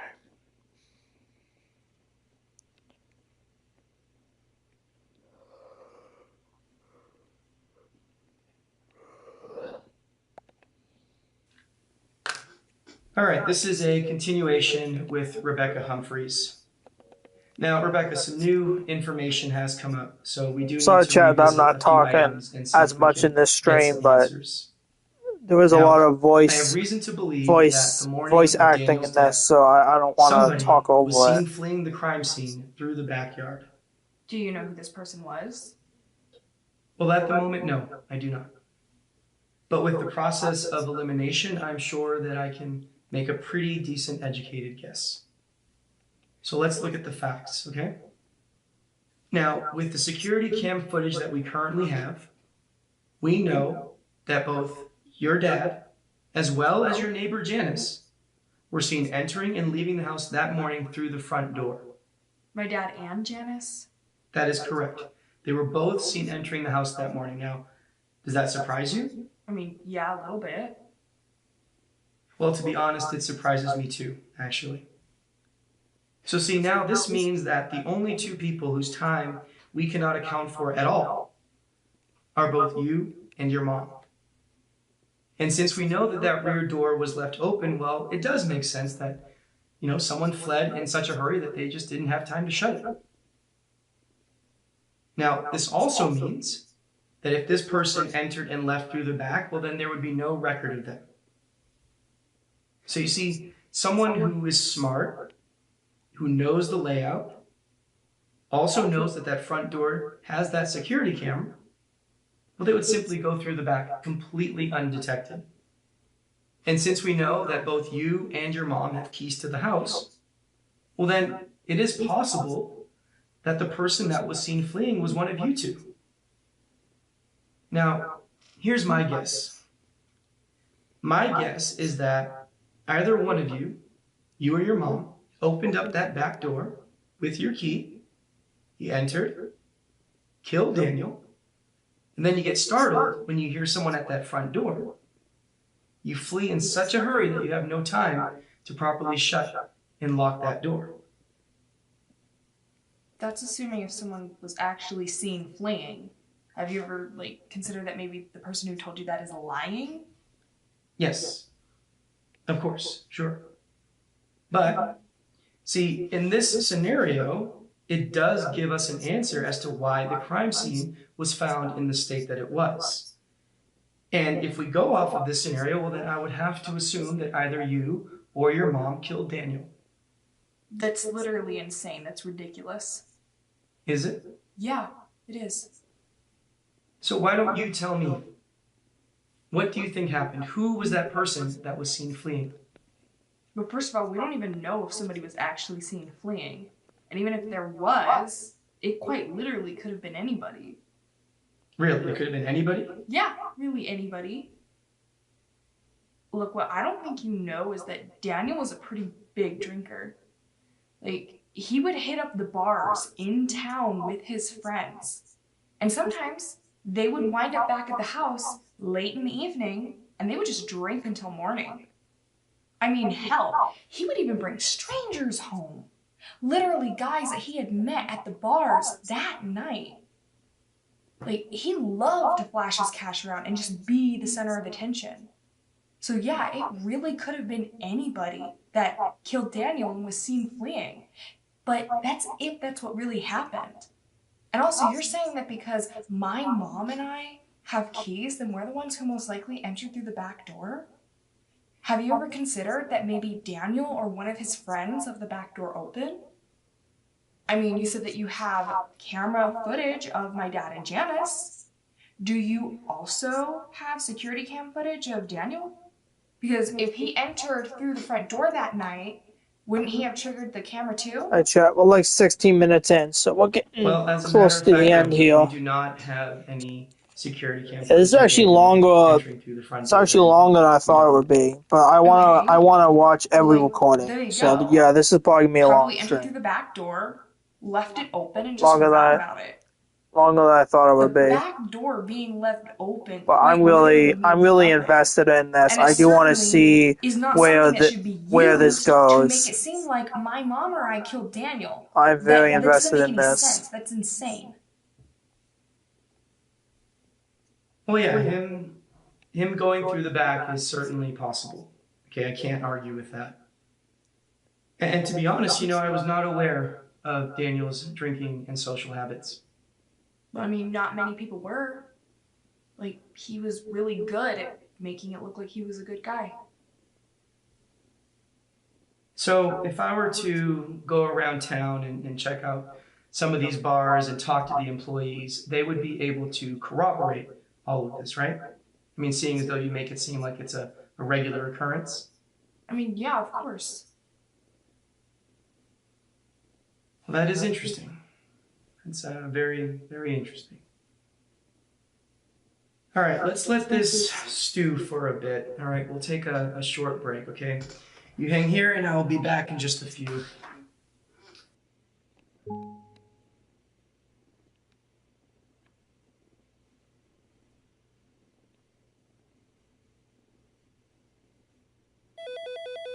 Well, this just keeps getting better and better, doesn't it? This case is literally all over the place. It's hard to gauge whether she's telling the truth or not. And to be honest, with the amount of alcohol we found at the crime scene, it is possible that there was at least one other person drinking with him. And she's right. The security cam never triggered that night. There's no recording. It's very possible that Daniel was the one that left that rear door open. Regardless, we need to nail her on something here. My gut's telling me that she is not being completely honest with us. See what you can find and get back to me. There's gotta be something. All right. Thanks.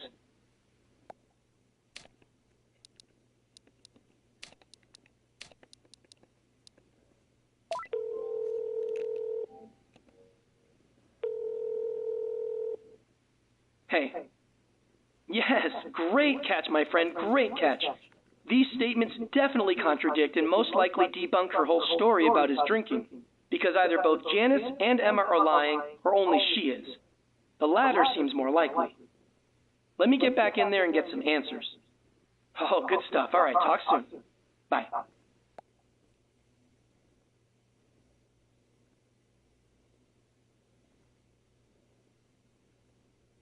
Okay, choose yes for the next one.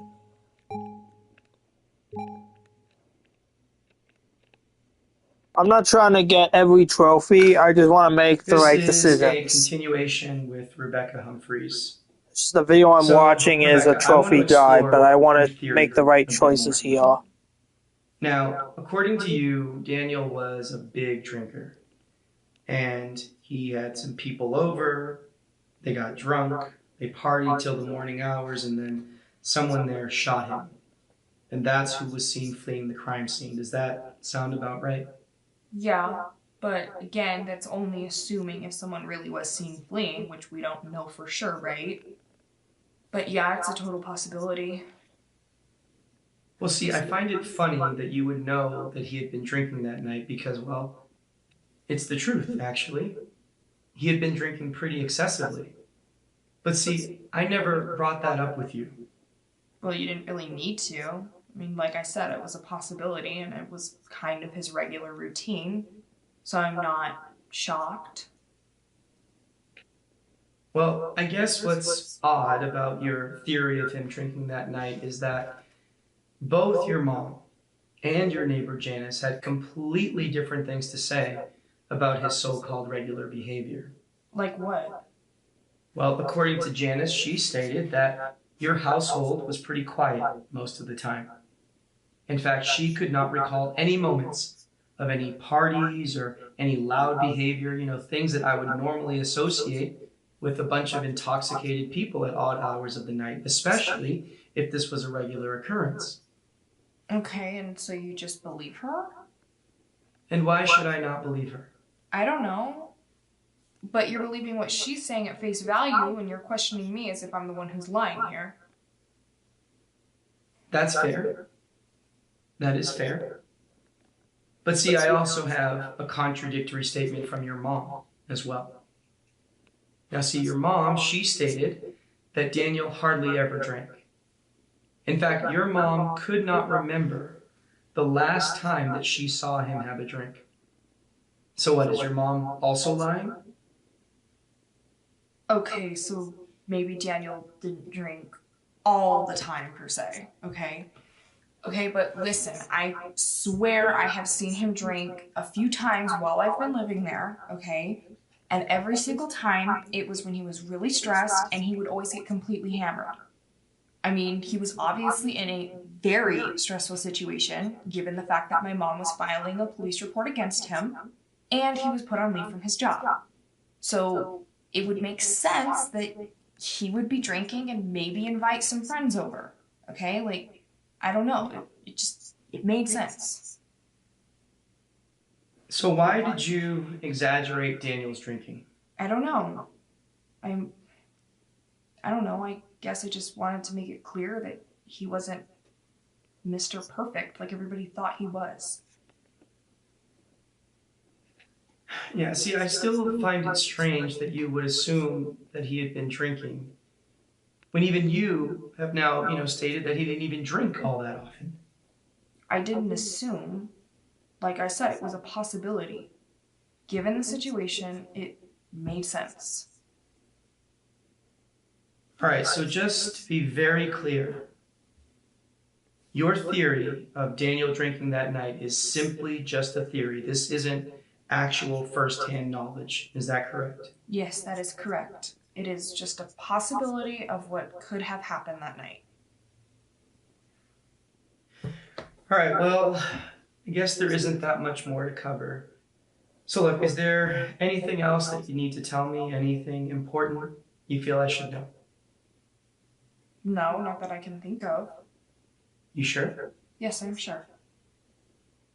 All right, well, Rebecca, we are almost done for the day, okay? So I just need you to hang here at the station for a little while longer, all right? Mm-hmm. Sure. All right, we'll give you a break for now. Thank you.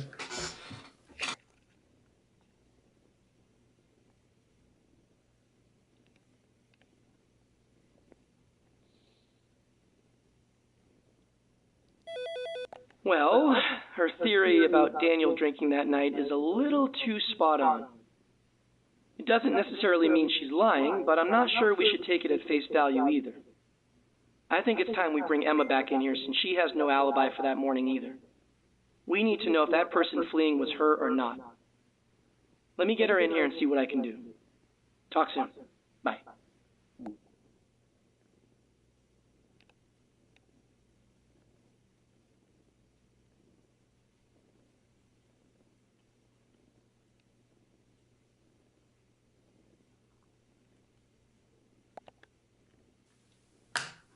All right, this is a continuation with Emma Richardson. Now, look, Emma, we're just going to jump right into things here. We've been here for quite a while today, and I have listened to a lot of different statements, some truthful, some not so truthful. Either way, though, I am starting to come to some conclusions, but there are still some things that I do need to clear up, especially as it pertains to you. Of course, that's why I'm here. All right, well, first things first, I do want to acknowledge that we may not have handled your initial police report as best as we could have. I'm glad you see it that way too. I do. But unfortunately, it does give you more of a reason to kill Daniel. Now, perhaps you took matters into your own hands because you didn't get the expected results from law enforcement. Now, is that maybe what happened? We've already gone over this. The answer is absolutely not. Look, Emma, if everything that you filed in that police report is accurate, all right, I want you to know that I understand that you were also a victim in this whole situation, okay? I understand that. But see, when I zoom out and I look at the bigger picture, I can't help but have my doubts that you weren't somehow involved. I've already told you the truth. I was at that motel the entire day. I never got anywhere near that house the day Daniel was killed. Yes, you have told me that. But see, without anyone that can corroborate your story, yeah, I do have my suspicions. Emma, you have the biggest motive and justification for killing Daniel. You really do. I mean, after what he supposedly did to you, and then you go to the police and then you see that nothing comes of it, yes, I can see why you would take matters into your own hands, okay? I would understand that. Hell, a lot of people in your situation would do the exact same thing, Emma. He didn't supposedly do anything to me. He assaulted me, and then he threatened to kill me. Those aren't supposed theories. Those are facts. They actually happened. So please be more respectful with how you choose your words, because how you're framing it right now is not okay. You're right. You're right. And I am sorry. That was a very poor choice of words on my part. I am sorry. But look, it still does not change the fact that you benefit the most from Daniel's death, now does it? I'm not going to answer that. We've already been through this. And my answer isn't going to change no matter how many different ways you ask me that question. So, despite the fact that you have such a clear and strong motive, I'm just supposed to ignore the fact that you don't have an alibi?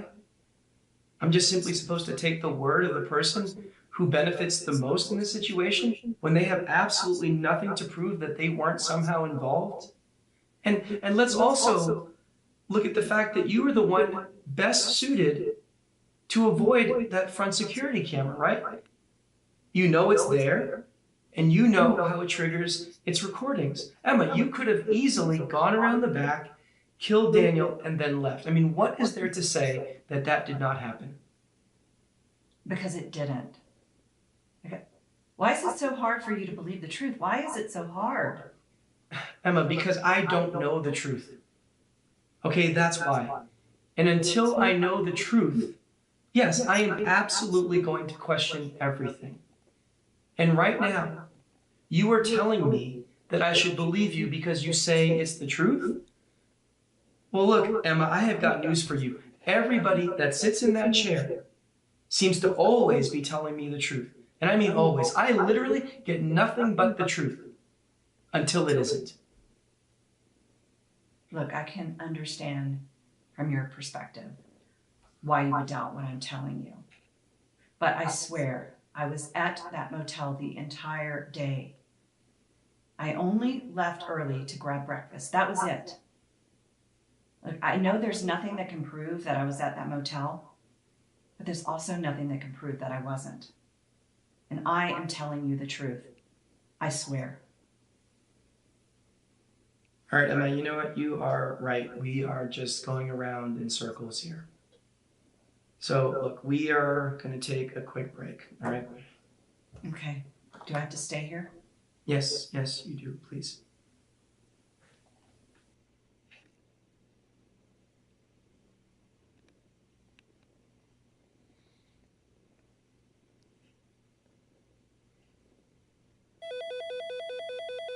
Well, I'm not too sure I made any progress just now. The main thing that we gotta assess here is whether or not we think she's telling the truth about being at the motel that day. Because she's right. We have nothing to prove she was there or not. All we have is her word. This one's a pure judgment call, and honestly, I'm not sure. Once again, I'm gonna trust you on this. Look things over and let me know what you think. But take your time and make sure you get this right. I have a feeling that moving forward, a lot is going to be based on how we play this. All right, call me when you made up your mind. Bye.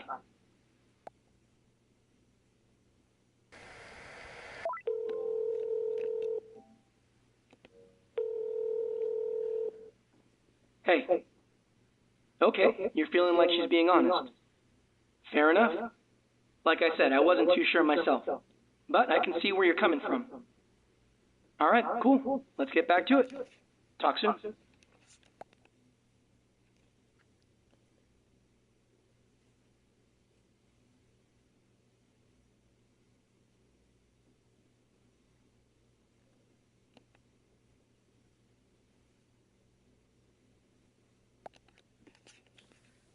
This is a continuation with Emma Richardson. Look, Emma, I want you to know that I believe you. Okay? I believe that you were at the motel, and I believe that you didn't go anywhere near Daniel's house the day that he was killed. Oh, good, because it's the truth. Of course. But now we do have to take your words into consideration as we try to piece this whole thing together. So what I want to do is I want to look at the facts. All right? Now, we have video footage of both Charles and Janice seen entering and leaving Daniel's house the day that he was killed. Right? Now, that obviously makes it very possible for them to have killed Daniel.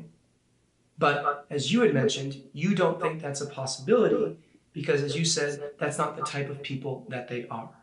Now, I don't know either of them, or I don't at least know them well, but let's give them the benefit of the doubt, okay? Let's assume that you're right. So now, if you're right, that means that we can remove the two of them as suspects. And based on what you told me regarding your whereabouts the day that he was killed, well, then that means we can also remove you as a suspect. So using the basic process of elimination, and again, based on what you've been telling me, well, it seems pretty clear that Rebecca must have killed him. No, Rebecca had nothing to do with this. All right, let's try to look at this objectively, okay? Because, see, after interviewing I don't Rebecca, think she did it either. there were two things that really stood out to me. I don't think she did it either. Well, for one, she seemed to know that Daniel had been drinking excessively that night. Now, I can't for the life of me understand how she could possibly know that unless she had seen it with her own two eyes. And secondly, she seemed really set on exaggerating Daniel's drinking habits, which directly contradicts what you had told me earlier about him not drinking much at all. In fact, you told me that you couldn't even remember the last time that you saw that man have a drink. But you see, according to Rebecca, he did drink every now and then. And that's why she assumed that he had been drinking that night. So you see, with such blatant contradictions, it is clear that somebody is lying to me.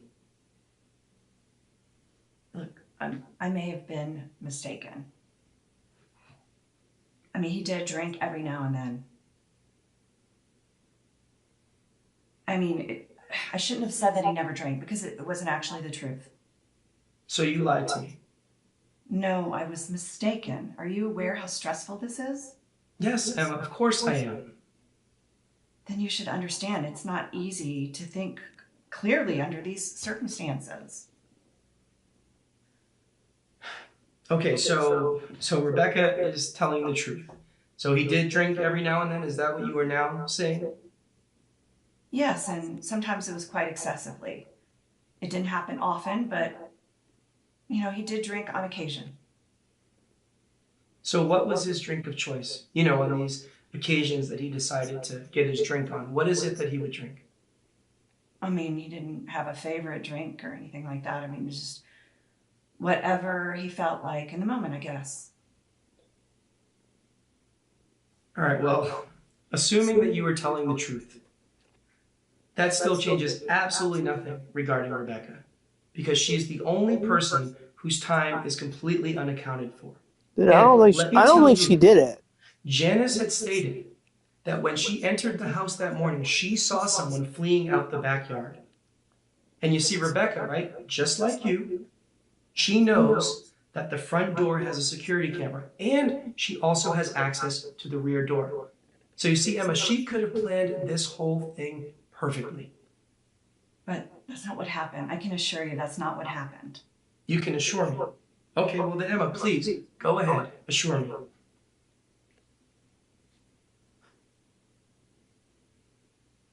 Look, Emma, somebody is getting charged with murder. Okay, that is a fact. You better say it now.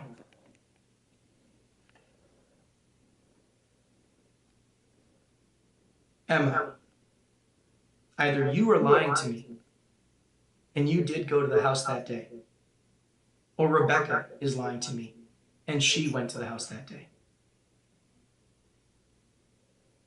Maybe neither of us is lying. So then who was seen fleeing out the back now? Who could that have been? I don't know. Maybe it wasn't either of us. Did you think about that? Emma, there is absolutely nothing that supports any other persons of interest besides you, Rebecca, Charles, and Janice. So yes, of course I have thought about that. And Emma... Look, I don't know what more you want me to say. It's like you're intentionally backing me into a corner. I'm done. I'm not going to answer any more of your questions. And now I'm requesting the opportunity to speak with an attorney, so I'm not going to answer any more of your questions. So now you want an attorney? Yes, I'm done. So that's it?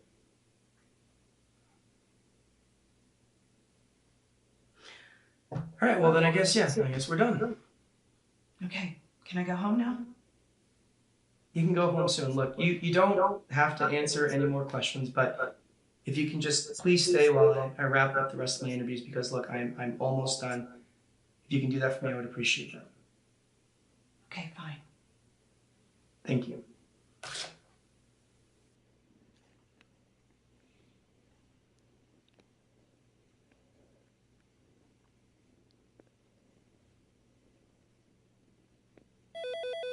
Well, shit. I guess that's all we're gonna get out of her, huh? I still don't think she's being completely honest with me. And did you see how she backpedaled on Daniel's drinking? As soon as we start to really get some pressure going, that's when she decides to lawyer up? Really? Well, I guess we're gonna have to take what we've gotten from her so far and go from there, huh? Alright, look, let's get Charles back in here and hope he's still willing to talk. I need to know what he has to say about all this. Give me a sec while I go grab him. Alright. Bye.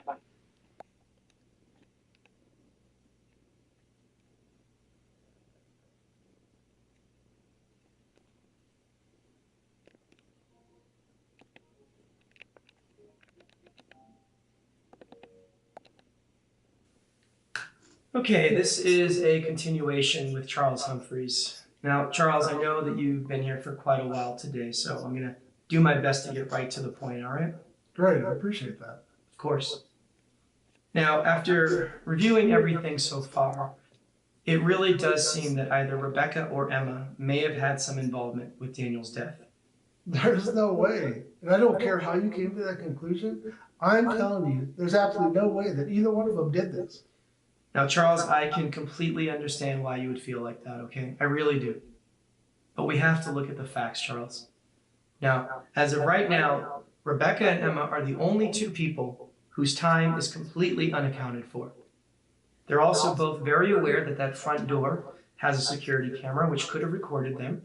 They also have keys to the house, so they could have entered through that rear door. But most importantly, Charles, they both have a motive. What possibly could be Rebecca's motive? Charles, Rebecca is aware of the abuse that her mom has experienced, okay? She went to the hospital. She saw firsthand just how badly this man hurt her own mother. Now, do you think that she wanted to see that happen again? No, of course not. So, what is the best way to make sure that that man never lays a finger on her mother again? Well, simply end his life. Problem solved. That's ridiculous. That's your motive? Heck, you might as well consider me the one that killed him. I mean, I care about Emma. You know, I never wanted to see her get hurt like that again, and I would have done anything to protect her. So what, does that make me a killer too? Well, possibly. Oh my God, wow.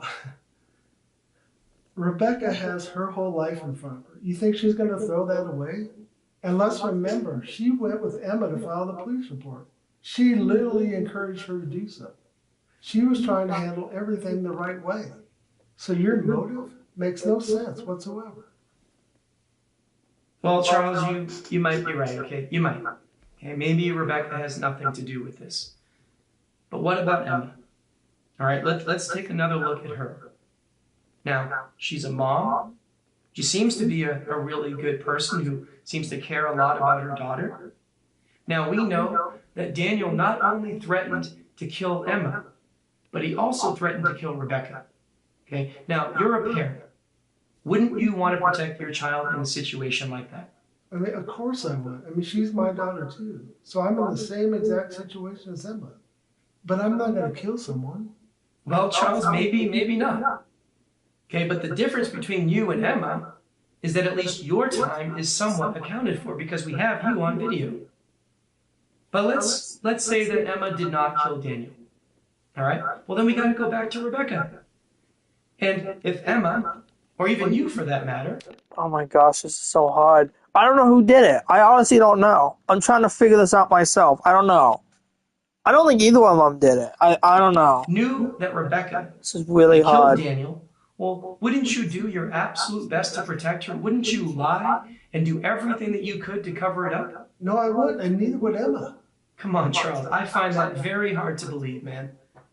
Look, I mean, you spent time with both Rebecca and Emma today, asking them all sorts of questions. I mean, you're a detective.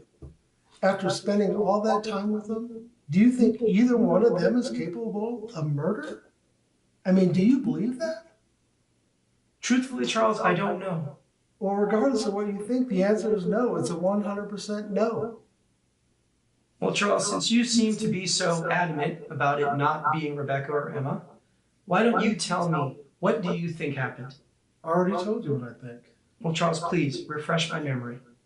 I brought it up earlier today, and you seemed pretty dismissive of it then. But I still think this guy might have taken his own life. Maybe there is no actual murder. And you believe that? Yes, I do. I mean, he was under a lot of stress, and we know he wasn't the most mentally stable person. I mean, look what he did to Emma. Like, no sane person reacts that way. And Emma also told me he was put on leave by his firm. I mean, I'm pretty sure that whole job was his identity. That's got to be devastating. Maybe this was all too much for him to handle. And honestly, the more I think about it, the more I believe suicide is exactly what happened. Okay, Charles, fair enough. Now, another possibility, as much as I hate to say it, is Janice may have been involved. And why would you say that? Look, we both know about her past. I mean, she's already killed one guy that was an abuser. And I don't want to throw any suspicion her way, but I got to be honest. The few times that I did meet her, something seemed off. I mean, her attitude towards me seemed pretty off-putting, especially considering she hardly even knew me. I mean, it's like instinctually she had something against me because I'm a man. And I know that sounds crazy, but that's what it felt like. So Charles, how did you get to know Janice? Emma talked to me mostly about her. Like I said, I met her a few times in person, but we didn't chat much, mostly because she just seemed bothered by my presence. Like I said, she just seemed off. So Charles, is this pure speculation? Because it seems like it might be a bit more than that. I don't know. All I'm saying is you shouldn't be so quick to dismiss Janice. All right, well, Charles, that is noted. Look, we're going to take a short break, all right? I want to mull this over, okay? All right. All right.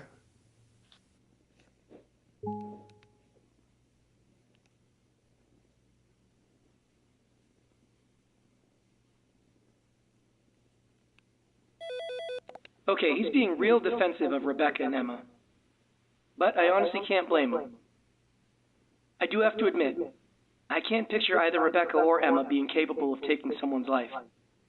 But as I told him earlier, crazier things have happened for sure. And what do you think about his Janice theory? He seemed pretty convinced that Janice may have been involved. But why bring it up now? Is it to protect himself and his family? Or is there actually some legitimacy to his theory? Well, either way, let's see if we can trip him up. To be honest, I'm pretty drained. All these interviews today are starting to blur together. Work your magic one last time. See if you can find any evidence that pokes holes in his statement. I know we gotta have something. Oh, one last time. All right, give me Okay. a call when you got something. Okay, so this Talk must be the last time I do this then. I gotta do and I gotta do I gotta do this one. Okay. Hold it. Hey. Yep. Okay. Well, shit. I feel like an idiot. Now that you point these things out, it's pretty obvious. I really can't believe I spaced on the autopsy report. Like I said, I'm pretty wiped. I'm definitely not at 100%. Good thing I got you working with me, though, right? Look, I know I've said this before, but I really do appreciate you. I mean that. You know, I gotta say, we're a pretty damn good team. All right, let me get back to it. Bye.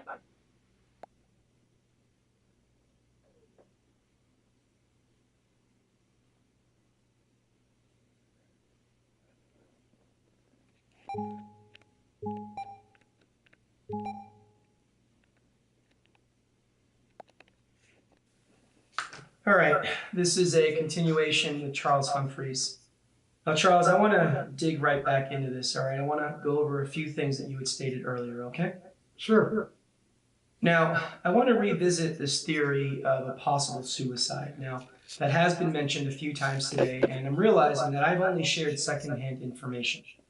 So, Charles, I want you to take a look at this, all right? Now, that is an official copy of the autopsy report. Now, I want you to look at the section labeled Final Diagnosis, right there. Now, you'll see there that it states that suicide is considered highly unlikely. Okay, so maybe it wasn't a suicide. I'm still not 100% convinced, though. Well, to be fair, Charles, you are not the person that needs to be convinced. Now, regardless, let's move on to your other theory, okay? And that being Janice and her possible involvement.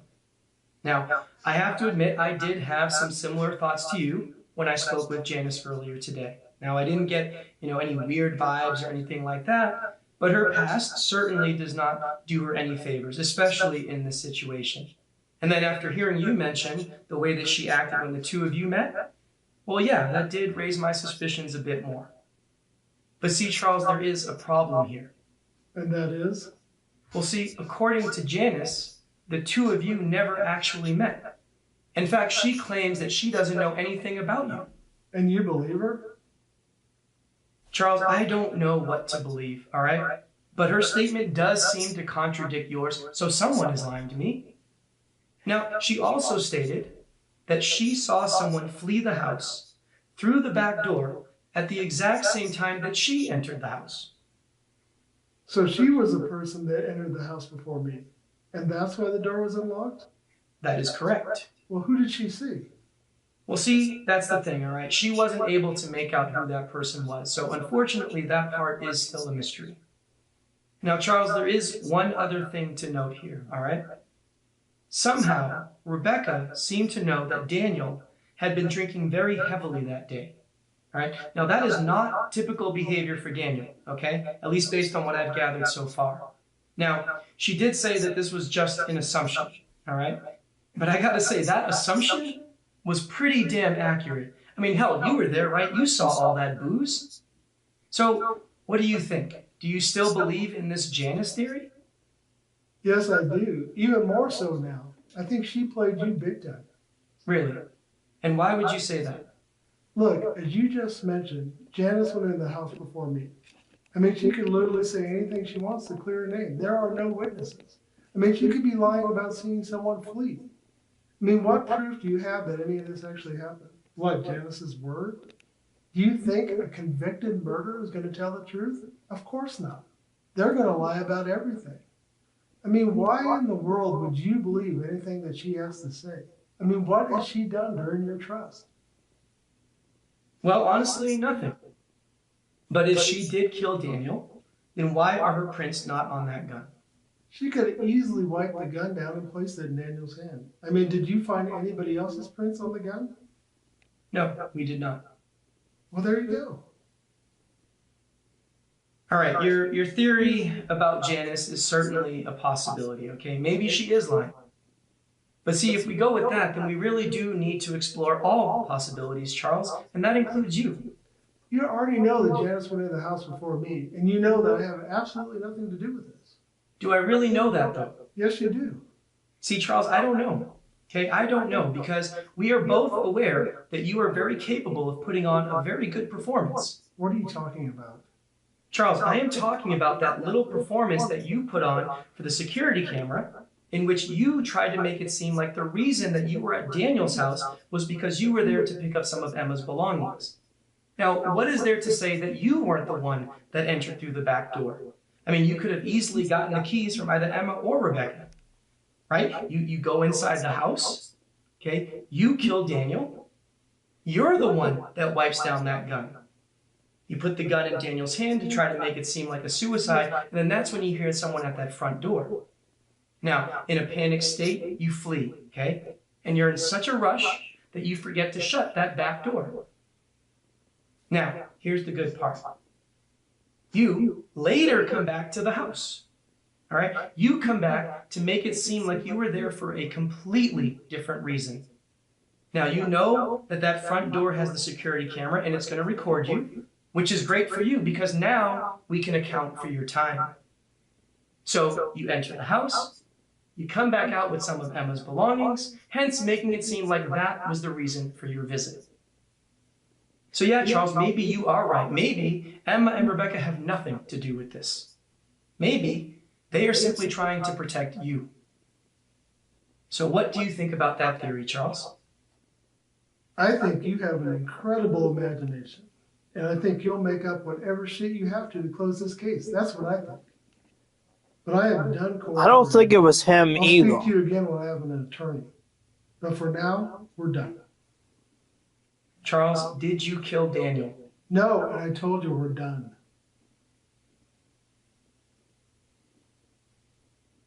All right. Well, look, Charles, you don't have to answer any more questions today, okay? But you do need to stay at the station for just a little while longer, right? Now, we are almost done, and then you can go home, all right? Whatever, that's fine.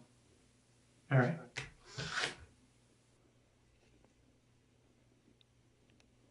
Okay, so I have to pick Rebecca. I don't think she did it, though. I have to pick Rebecca, and that's apparently going to give me the trophy. Okay, that went somewhat well, I guess. But now we got both he and Emma wanting to lawyer up. I think we're at the end of our rope here. We need to make a decision. There is a lot to consider here. Many possibilities of what could have happened, but ultimately, there is only one chain of events that's correct. You've got plenty of evidence and footage to steer you in the right direction. I trust you to put the pieces together. But let's make sure we get this right. First, I want you to look things over carefully and let me know who you think committed this murder. Once we've nailed that down, we can discuss things further. All right. Take your time and get back to me. I'll talk to you soon. Bye.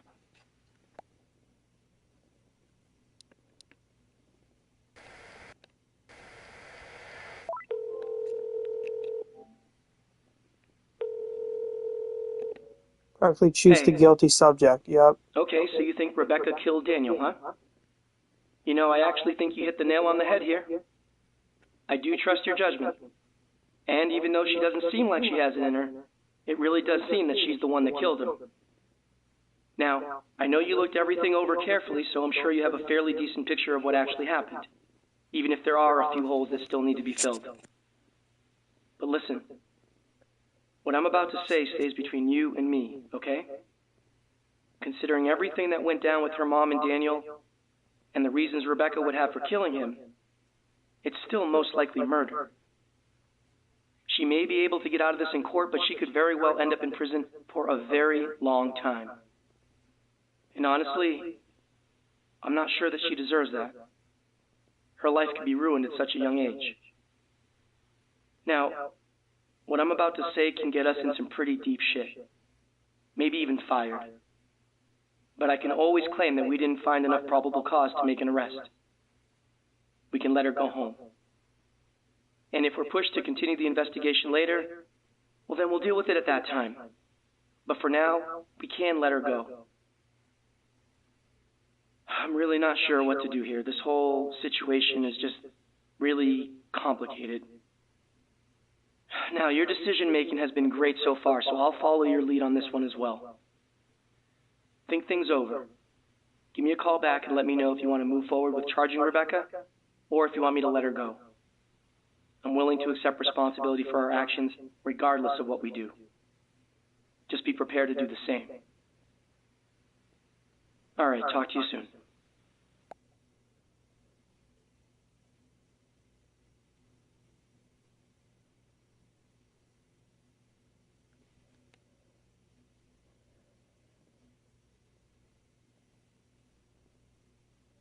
Hold on. I'll pause.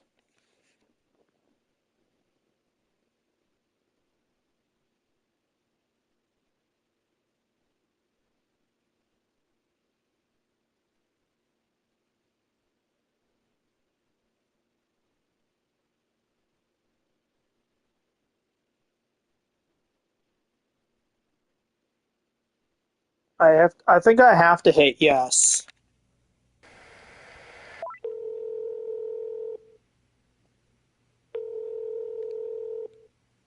Hey.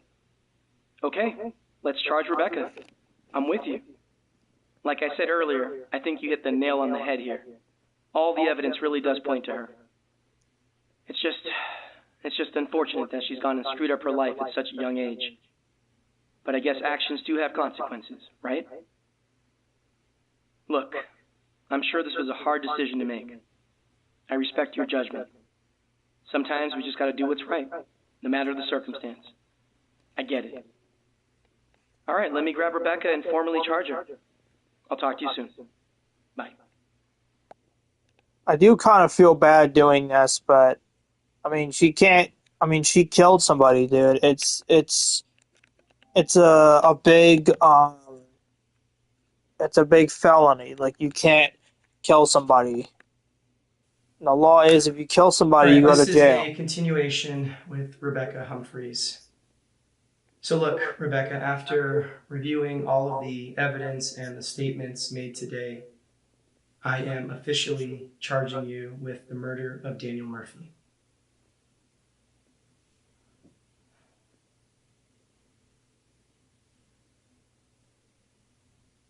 Now, Rebecca, did you hear what I just said to you?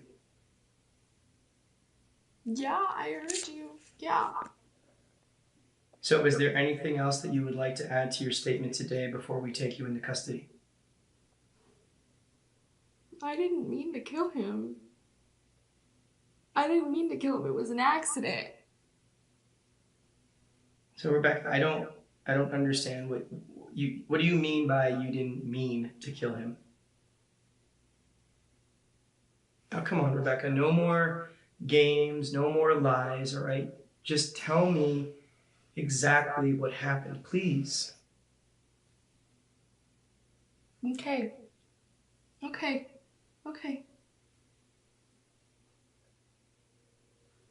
Me and my dad were driving back to his house the night that Daniel threatened to kill me and my mom. I told my dad I wasn't comfortable with him having a gun inside the house because I thought he was going to do something stupid and try and kill me or my mom, kill both of us. So I told my dad that I wanted to go to the house in the morning and check if Daniel was there. And if he wasn't, I wanted to go inside the house and try and find the gun and take it. Obviously, my dad was not okay with that idea, and he told me not to do it. And I told him that I wouldn't do it. I told him I wouldn't go. But you didn't listen to your dad, and you went there anyways. Yeah. I went back the next Well, morning. I generally didn't think she did it. I think it was like between 8:30 and 9. Wow. I was just checking to see if he was What there. a frickin' plot And twist. When I checked, Wow. his car wasn't in the driveway like it usually was. So I thought, okay, this is the perfect opportunity. And I didn't want to be seen on the front security camera. So I went through the back. Like I said, I thought he wasn't home, but to my surprise, he was. He was passed out on the living room couch. There was alcohol everywhere. But the gun was sitting right there on the coffee table. So I went to grab the gun. And when I grabbed the gun, that's when he woke up. And it happened, everything happened really fast. He got up, he charged at me, he was grabbing me, he was trying to grab the gun. And somehow, we just ended up in the bedroom. And we struggled for a few seconds, and the gun went off. And he dropped, and he stopped moving. And that was it. That's what happened. And then you placed the gun in his hand to try and pass it off as a suicide. Is that right? Yeah, that's what I did. I tried to make it look that way. And I'm assuming that you wiped down the gun to remove the fingerprints. Is that correct? Yeah. I used my shirt the best that I could. And before that, I tried to put things back that had fallen during our struggle because I didn't want it to look like anybody else was in the house that day. I didn't know what I was doing. I didn't know if it was going to work. I was scared. And as I was putting the gun in his hand, I heard the front door open. I didn't know who it was. I thought maybe it was my dad and that maybe he had come to try and find the gun and take it instead of me, but I honestly didn't know who it was. So I left. I left as fast as I could, and I went out through the back door, and that's why the back door was left open. I didn't have time to shut it. I was scared.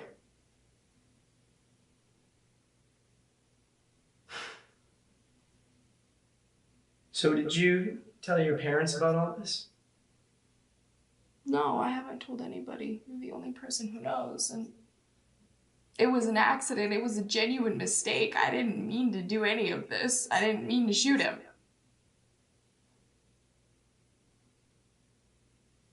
Well, look, I am sorry for everything that you had to go through, okay? I really am. Now, the unfortunate truth is that I do have a job that I have to do, okay? And that means that we do have to take you into custody. Now, you will be able to, explain all of this in court, and I do hope that things will actually, go your way. I do. All right, but for now, yeah, I need you to stand up, all right? I need you to stand up for me, okay? I need you to turn around, okay? I need you to put your hands directly behind your back, all right? You stay just like that, Rebecca.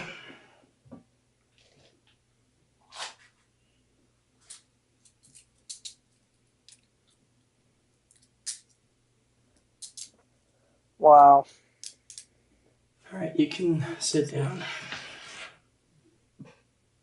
I didn't mean to do this. I didn't mean to do this. I'm sorry. It was an accident, and you have to believe me when I say that. I know. Now, I am going to go get some officers, okay? And they will be able to escort you out of here properly, all right? All right.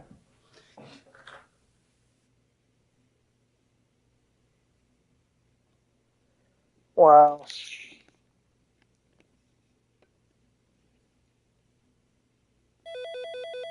Well, it looks like we successfully solved this case, huh? Great job. All your hard work today really paid off. But wow, if she was telling the truth just now, then what happened to her is pretty screwed up, and sadly something she's going to have to live with for the rest of her life. But again, that's if she was actually telling the truth. Was it self-defense? I have no idea. The only person that knows that for sure is Rebecca herself. But what we do know is that she is the one that pulled the trigger that killed Daniel Murphy. The rest is up to the courts to decide. Again, great job. Thank you. All right. Until next time, my friend. I'll talk to you later. Bye. I think I made one mistake. Yeah.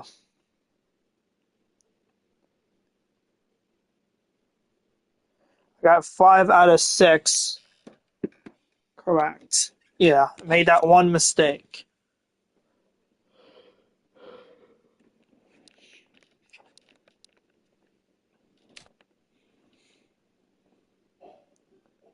Yeah, Emma 1 was incorrect, and then the rest of them were correct. Okay.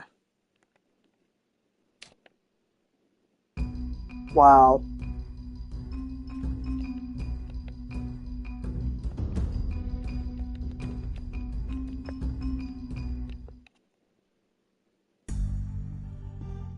Wow. Oh my gosh. That was such a good game, chat. That was really freaking good. Wow. That was so interesting. This was such a good breath of fresh AO2 considering of how bad the last one was that I played. Dude, this was so good. This was like a 8.59. This was really good. I never would have expected Rebecca to be the one that did it. I generally thought she did. I generally thought I was leaning towards Janice. I thought she did it. I didn't realize Rebecca did it. That was a freaking plot twist. That was crazy. And who knows, if you actually didn't arrest her, maybe she wouldn't have admitted it. Wow. Such a good game. Wow. Yeah, I'm excited to play the other ones. They did release a recent one, like I think a couple months ago now. I think they released it, what was it, in April, I think? Or I don't know, it was a couple months ago they released it. And it's a newer case file game that came out recently. And I might play that one on the channel, obviously, after I play the other ones. But, wow, this game was so good. If you guys did enjoy the stream, let me know by leaving a like on the stream. Also, subscribe to my channel, FF Gaming, notification bell to stay notified for future streams and videos. And, I'll see you guys on Saturday for another case file game. Bye.